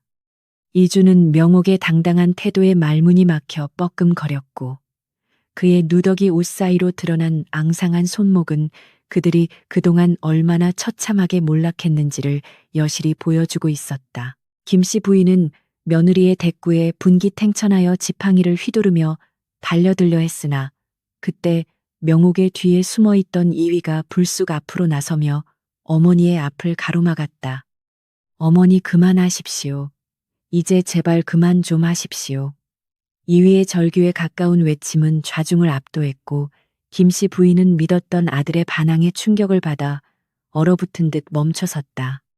내 놈이 어미를 막아서는 게냐, 천한 계집의 치마폭에 쌓여 천륜을 저버리겠다는 게냐. 김씨 부인의 손이 부들부들 떨렸으나 이위의 눈빛은 슬픔을 넘어선 단호함으로 빛나고 있었다. 천륜을 저버린 것은 제가 아니라 자식들을 욕망의 제물로 삼은 어머니이십니다. 가문이 망하고 쫓겨나신 지금도 그 헛된 자존심을 버리지 못하셨습니까? 이위의 목소리는 떨렸지만 명확했고 그것은 평생을 억눌려 살아온 아들이 처음으로 토해내는 피맺힌 독립 선언이었다. 마을 사람들은 이 기막힌 패륜과 반전의 드라마를 숨죽여 지켜보았고 굴막 할머니가 혀를 차며 춥춥 자식 이기는 부모 없다더니 저 꼴 좀 보게라고 중얼거렸다. 김씨 부인은 다리에 힘이 풀려 바닥에 주저앉았고 땅을 치며 통곡하기 시작했는데 그 울음소리는 가문의 몰락을 애도하는 장송곡처럼 처량하게 울려 퍼졌다. 명옥은 주저앉은 시어머니를 내려다보며 묘한 감정에 휩싸였는데 그것은 통쾌한 승리감이라기보다는 한때 태산처럼 거대해 보였던 존재가 먼지처럼 작아지는 것을 목격하는 허무함이었다.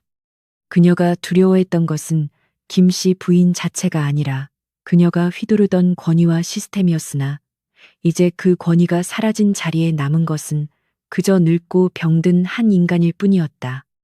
명옥은 한숨을 내쉬며 여기서 이러지 마시고 일어나십시오. 동네 사람들 보기 부끄럽지도 않으십니까? 라고 말하며 손을 내밀었으나 김씨 부인은 그 손을 뿌리치며 독서를 뱉었다. 하지만 뱃속에서 들려오는 꼬르륵 소리는 양반의 체면보다 더 정직했으니 김씨 부인과 이주는 얼굴이 붉어지며 고개를 숙일 수밖에 없었다. 명옥은 그 비참한 소리를 듣고 마음속에 남아있던 마지막 미움의 찌꺼기마저 씻겨 내려가는 것을 느꼈고, 이제는 그들이 증오의 대상이 아니라 연민의 대상임을 깨달았다. 배가 고프신 모양이니 밥은 드리겠습니다. 허나 며느리로서 올리는 진지가 아니라 지나가는 과객에게 베푸는 적선이라 생각하십시오. 명옥의 말은 차가웠으나 그 안에는 인간으로서의 최소한의 도리가 담겨 있었다. 명옥이 부엌으로 들어가 보리밥에 된장국을 말아내오자 김씨 부인과 이주는 체면도 잊은 채 허겁지겁 숟가락을 들고 달려들었다. 국물이 턱으로 흘러내리는 것도 모른 채 밥을 입에 쑤셔 넣는 그들의 모습은 흡사 굶주린 아기와 같았고, 그 광경을 지켜보는 이위는 고개를 돌려 눈물을 훔쳤다. 한때 산해진미가 아니면 수저를 들지 않던 어머니가 개밥 같은 죽을 탐하는 모습은 가문의 완벽한 패배이자 현실 앞에서의 처절한 항복 선언이었다. 마을 사람들은 그 모습을 보며 손가락질을 멈추고 혀를 끌끌 차며 동정어린 시선을 보내기 시작했다. 그릇을 깨끗이 비운 김씨 부인은 배가 차자 다시금 옛 버릇이 도져 방은 어디냐, 내 오늘은 피곤하니 아랫목을 데워놓거라라고 거만하게 명령했다. 명옥은 기가 막혀 실소를 터뜨리며 어머니, 착각하지 마십시오. 이곳은 제 집이지 시댁이 아닙니다. 밥값을 하셔야 잠자리도 얻을 수 있습니다. 라고 딱 잘라 거절했다. 김씨 부인이 눈을 휘둥그레 뜨며 반박하려 했으나 명옥은 마당 한 구석에 쌓인 굴 껍데기 더미를 가리켰다. 저구를 닦아시면 헛간 방 한 켠은 내어드리지요. 일하기 싫으시면 지금 당장 나가십시오. 이준이 발끈하여 형수님 너무한 것 아니오. 어찌 양반에게 천한 노동을 강요한단 말이오. 라고 대들었으나 옆에 있던 마을 청년들이 험악한 표정으로 다가오자 꼬리를 내리고 뒷걸음질 쳤다. 이보시오, 젊은 양반. 여기는 새님 대접받는 곳이 아니오. 우리 명옥 씨 부부를 괴롭히려면 썩 꺼지시오. 마을 사람들의 든든한 지원 사격에 이위는 어깨를 폈고 명옥은 콧날이 시큰해짐을 느꼈다. 그들은 이제 외로운 도망자가 아니라 이 마을이라는 공동체의 당당한 일원으로서 보호받고 있었던 것이다.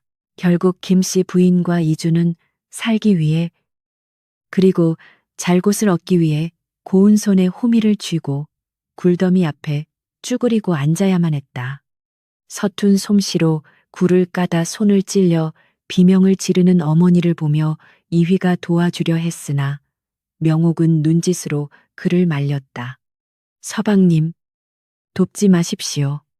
스스로 깨닫지 못하면 그들은 평생 기생충처럼 우리 피를 빨아먹으려 들 것입니다. 명옥의 판단은 냉철했고 이위 또한 그것이 진정으로 가족을 위한 길임을 알기에 아픈 마음을 억누르고 돌아섰다. 해가 지고 어둠이 깔리자 김씨 부인 모자는 헛간에 깔린 지푸라기 위에서 서로를 끌어안고 잠이 들었고 그 모습은 화려했던 과거와 대비되어 더욱 비루해 보였다. 명옥은 안방에서 남편과 마주 앉아 밖을 내다보며 서방님, 마음이 많이 아프시지요? 라고 조심스레 물었다. 이휘는 고개를 저으며 씁쓸한 미소를 지었다. 아니요. 오히려 시원하오. 이제야 비로소 내가 누구인지, 우리가 무엇을 지켜야 하는지 명확해진 것 같소. 저들은 과거의 망령일 뿐 우리의 현재를 해칠 수는 없소. 이휘의 대답은 명옥이 기대했던 것 이상으로 성숙하고 단단했으며 그녀는 남편이 진정한 어른으로 한 가정의 가장으로 거듭났음을 확인하고 안도했다. 그날 밤 두 사람은 낡은 이불을 덮고 누웠으나 잠이 오지 않아 도란도란 이야기를 나누었다. 내일은 어머니께 굴 까는 법을 제대로 가르쳐 드려야겠소. 밥값은 하게 만들어야지. 이휘의 농담에 명옥은 키득키득 웃었고 그 웃음소리는 헛간까지 들려 김씨 부인의 잠을 설치게 만들었을지도 모른다. 다음 날 아침 마을은 여느 때와 다름없이 활기차게 시작되었고 김씨 부인과 이주는 퉁퉁 부은 눈으로 마당에 나와 눈치를 살폈다. 명옥은 그들에게 낡은 작업복을 던져주며 갈아입고 따라오세요. 오늘은 갯벌로 나갈 겁니다라고 짧게 말했다. 김씨 부인은 옷을 받아들고 망설였으나 배고픔과 추위를 이길 재간이 없어 결국 순순히 옷을 갈아입었다. 비단 옷을 벗고 무명천을 걸친 시어머니의 모습은 낯설었으나 역설적으로 훨씬 사람답게 보였다. 갯벌로 가는 길. 이휘는 지게를 지고 앞장섰고 명옥은 시어머니와 시동생을 이끌고 그 뒤를 따랐는데 그 행렬은 기묘하면서도 평화로운 풍경을 자아냈다. 마을 안악들이 수군거렸으나 명옥은 굳이 해명하려 하지 않았고 그저 묵묵히 자신의 길을 갈 뿐이었다. 갯벌에 도착하자 명옥은 시어머니에게 호미질하는 법을 가르쳐 주었고 김씨 부인은 며느리의 호통을 들으며 진땀을 흘렸다. 그렇게 하는 게 아닙니다. 조개를 깨트리면 팔 수가 없지 않습니까? 며느리의 꾸지람에 시어머니가 쩔쩔매는 모습은 완벽한 권력의 역전을 보여주었다. 하루 종일 갯벌에서 뒹굴며 흙투성이가 된 김씨 부인은 저녁이 되자 숟가락들 힘도 없다며 투덜거렸으나 밥그릇은 누구보다 깨끗하게 비웠다. 노동의 고단함을 처음 맛본 그녀는 그날 밤 코를 골며 파타 털어졌고 명옥은 그런 시어머니를 보며 묘한 동질감을 느꼈다. 양반이라는 껍데기를 벗겨놓고 보니 그들 또한 살기 위해 발버둥치는 나약한 인간에 불과했고 땀 흘려 일하는 고통 앞에서는 누구나 평등하다는 진리가 입증된 셈이었다. 며칠이 지나자 이준도 조금씩 일을 거들기 시작했고 비록 투덜거리긴 했으나 밥값을 해야 한다는 명옥의 원칙에 서서히 적응해 갔다. 이씨 가문의 사람들은 그렇게 갯마을의 노동자로 흡수되어 갔고 명옥의 집은 더 이상 쫓기는 자들의 은신처가 아니라 새로운 질서가 확립된 작은 왕국이 되었다. 명옥은 마당에 서서 석양을 바라보며 생각했다. 복수란 칼로 찌르는 것이 아니라 내가 그들보다 더 행복하고 당당하게 사는 것임을, 그리고 그들조차 내 질서 안으로 끌어들여 변화시키는 것임을. 어느 날 저녁, 이휘가 명옥에게 다가와 부인, 고맙소. 내 가족을 버리지 않고 사람 만들어 주어서 정말 고맙소라고 진심을 담아 말했다. 명옥은 남편의 손을 잡으며 미소 지었다. 우리는 가족이지 않습니까? 미우나 고우나 함께 짊어지고 가야 할 짐이라면 짐을 가볍게 만드는 법을 가르치는 게 낫지요. 두 사람은 서로를 바라보며 깊은 신뢰를 확인했고 그들의 등 뒤로 펼쳐진 바다는 황금빛으로 물들며 찬란하게 빛나고 있었다. 어둠이 내린 갯마을에는 파도 소리만이 가득했으나 명옥의 마음속에는 더 이상 불안이나 원망의 파도가 치지 않았다. 그녀는 이제 완전히 승리했음을 확신했다. 시어머니를 굴복시킨 것은 며느리의 도끼가 아니라 정직한 땀과 삶을 대하는 진정성이었으며 그것이 바로 이 길고 긴 터널의 끝에서 만난 빛이었다. 그 빛은 눈이 부시도록 아름다웠고 명옥은 그 빛 속으로 한 발짝 더 당당하게 걸어 들어갔다. 이제 마지막 장만이 남았으니 그것은 갈등의 봉합을 넘어 진정한 자유인으로서의 비상을 확인하는 시간이 될 것이다. 명옥은 잠든 남편의 얼굴을 쓰다듬으며 내일 뜰 태양을 기다렸고 그녀의 가슴 속에서는 희망이라는 이름의 벅찬 감동이 물결치고 있었다. 길고 험했던 여정의 끝에 비로소 안식이 찾아왔고 그 안식은 누가 준 것이 아니라 그녀 스스로 쟁취한 고귀한 전리품이었다. 세월은 유수와 같이 흘러 갯마을의 풍경도 어느덧 계절을 여러 번 갈아입었으나 명옥의 눈빛은 세월의 풍파에 깎이기는커녕 더욱 단단하고 매끄러운 몽돌처럼 빛나고 있었다. 이제 그녀는 갯벌에서 조개를 캐는 안악을 넘어 마을의 대소사를 관장하고 어물전의 시세를 좌지우지하는 여장부로 거듭나 있었다. 사람들은 더 이상 그녀를 도망쳐온 양반댁 며느리라 부르지 않았고 명옥 행수라 부르며 그녀의 지혜와 결단력을 따랐으니 이는 가문의 배경 없이 오롯이 그녀 자신의 능력으로 일구어낸 명예였다. 낡은 판잣집은 번듯한 기와집으로 바뀌었고 마당에는 말리는 생선들이 풍요롭게 널려 있었으나 명옥은 여전히 거친 무명옷을 입고 일터의 가장 앞자리를 지켰다.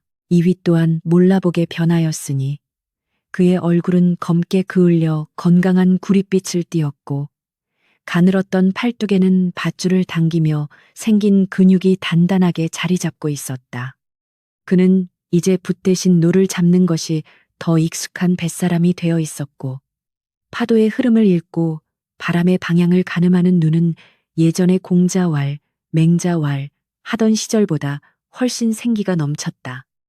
그는 만선 깃발을 꽂고 항구로 돌아올 때마다 호탕하게 웃음을 터뜨렸는데 그 웃음소리에는 가문의 억압에 눌려 살던 시절에는 결코 낼 수 없었던 자유인의 기백이 서려 있었다.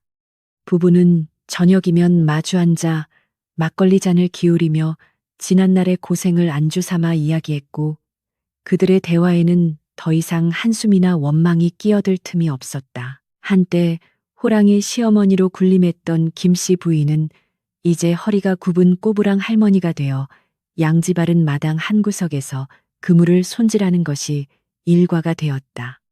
처음에는 손에 물 한 방울 묻히는 것을 죽기보다 싫어했으나 이제는 일하지 않는 자, 먹지도 말라는 명옥의 가훈이 뼛속 깊이 각인되어 누가 시키지 않아도 제 몫을 해내려 애썼다.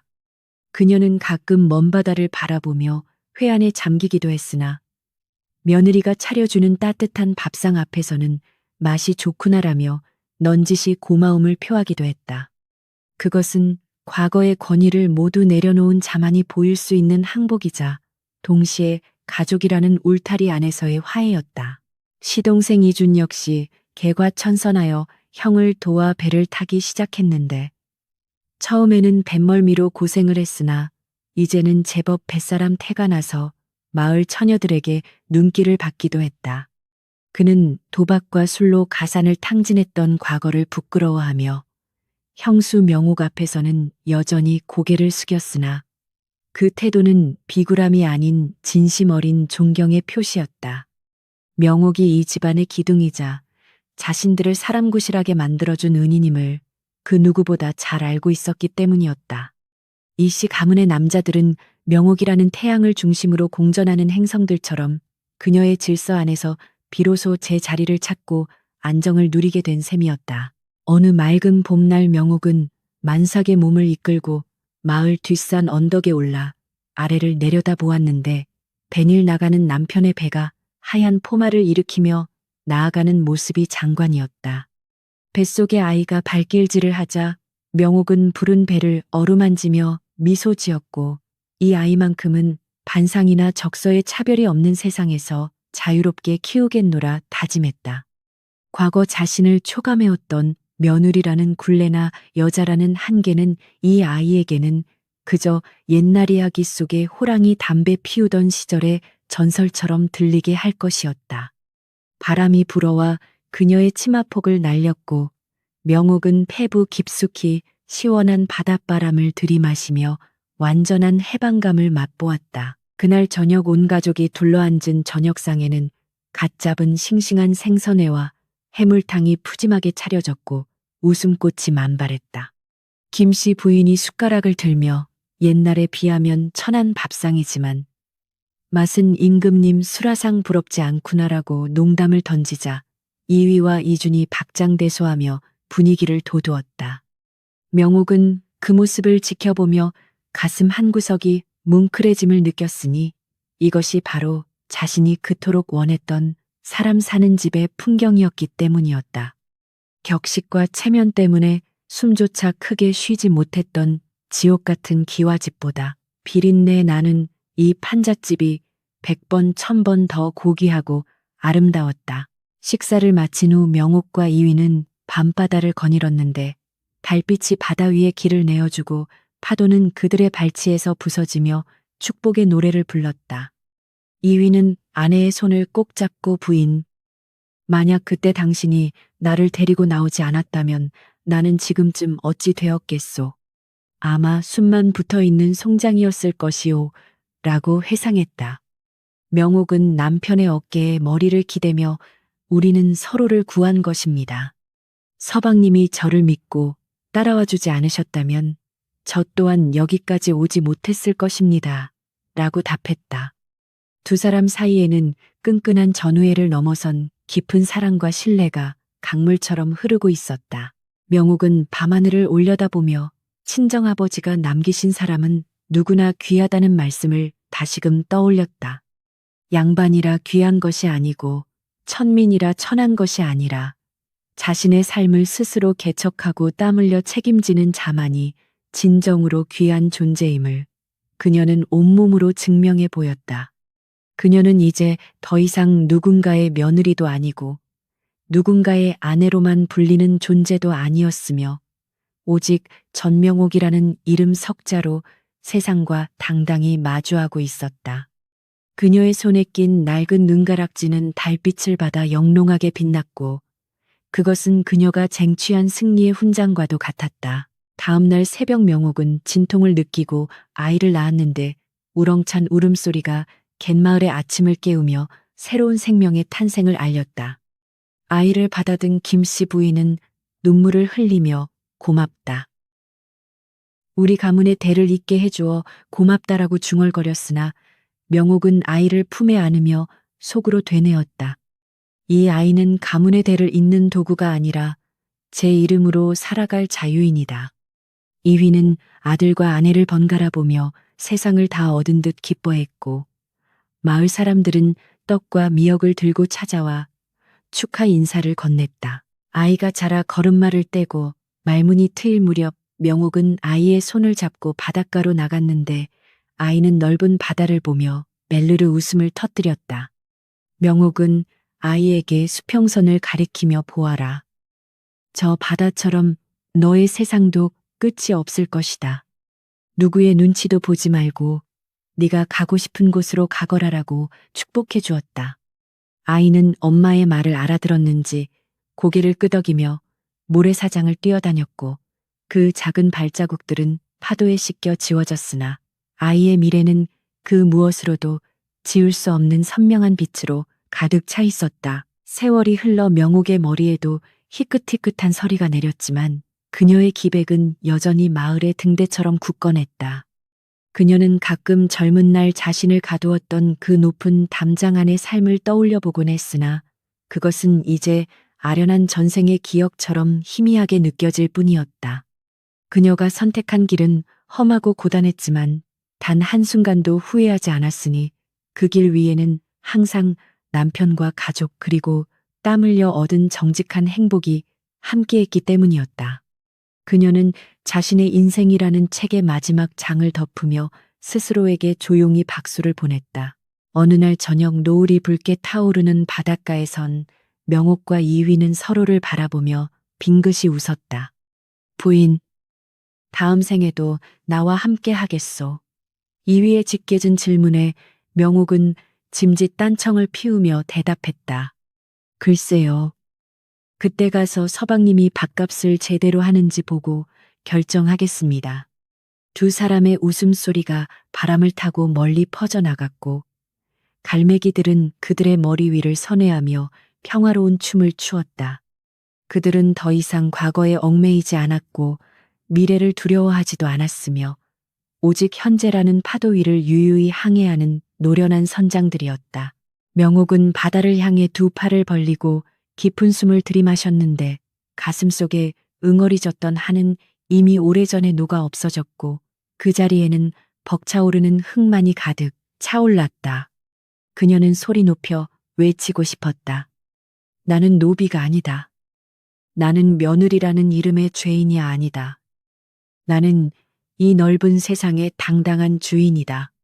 그녀의 침묵의 외침은 파도 소리에 섞여 우주 끝까지 닿을 듯했고 그녀의 영혼은 그 어느 때보다 가볍고 자유로웠다. 태양이 수평선 너머로 완전히 몸을 감추고 어둠이 찾아왔으나 명옥의 눈동자는 별처럼 초롱초롱하게 빛나고 있었다. 그녀는 남편의 손을 잡고 집으로 향하는 발걸음을 옮겼고 그 길은 비록 흙길이었으나 그녀에게는 비단길보다 더 화려하고 아름다운 꽃길이었다. 뒤에서 불어오는 바람이 그녀의 등을 밀어주었고 그녀는 거칠 것 없이 앞으로 나아갔다. 이야기는 여기서 끝이 나지만 그들의 삶은 멈추지 않고 계속될 것이니 내일은 또 내일의 태양이 뜰 것이고 그들은 또다시 그물을 던지고 굴을 까며 살아갈 것이다. 그러나 그 반복되는 일상은 지루한 형벌이 아니라 살아있음을 확인하는 축복의 의식이 될 것이다. 명옥과 이휘, 그리고 그들의 가족은 이 갯마을에서 영원히 전설로 남을 것이며 그들이 보여준 용기와 사랑은 억압받는 모든 이들에게 작은 희망의 불씨가 될 것이다. 마지막으로 명옥은 대문을 열고 들어가며 뒤를 돌아보았고 그곳에는 끝없이 펼쳐진 바다와 하늘이 맞닿아 있었다. 비로소 그녀는 완전해졌다. 며느리는 노비가 아니라는 그 당연한 진리를 깨닫기 위해 먼 길을 돌아왔으나 그 길 끝에서 만난 풍경은 눈물이 날 만큼 아름다웠다. 문이 닫히고 집안에서 새어나오는 따뜻한 불빛이 어둠을 밝혔다. 그것으로 충분했다. 폭풍우가 지나간 자리에는 눈부신 태양과 끝없는 바다가 기다리고 있었습니다. 명옥과 이휘. 두 사람은 비단옷을 벗고 거친 무명옷을 입었지만 그 어느 때보다 당당하고 자유로운 주인이 되었습니다. 가문의 허울을 벗어던지고 스스로 땀 흘려 쟁취한 그들의 행복. 그것은 억압받는 모든 이들에게 전하는 작은 희망의 등불이 될 것입니다. 이야기는 여기서 끝나지만 저 바다 어딘가에서 그들은 오늘도 힘차게 삶의 노를 젓고 있을 것입니다. 청취해 주셔서 감사합니다. 구독과 좋아요는 큰 힘이 됩니다.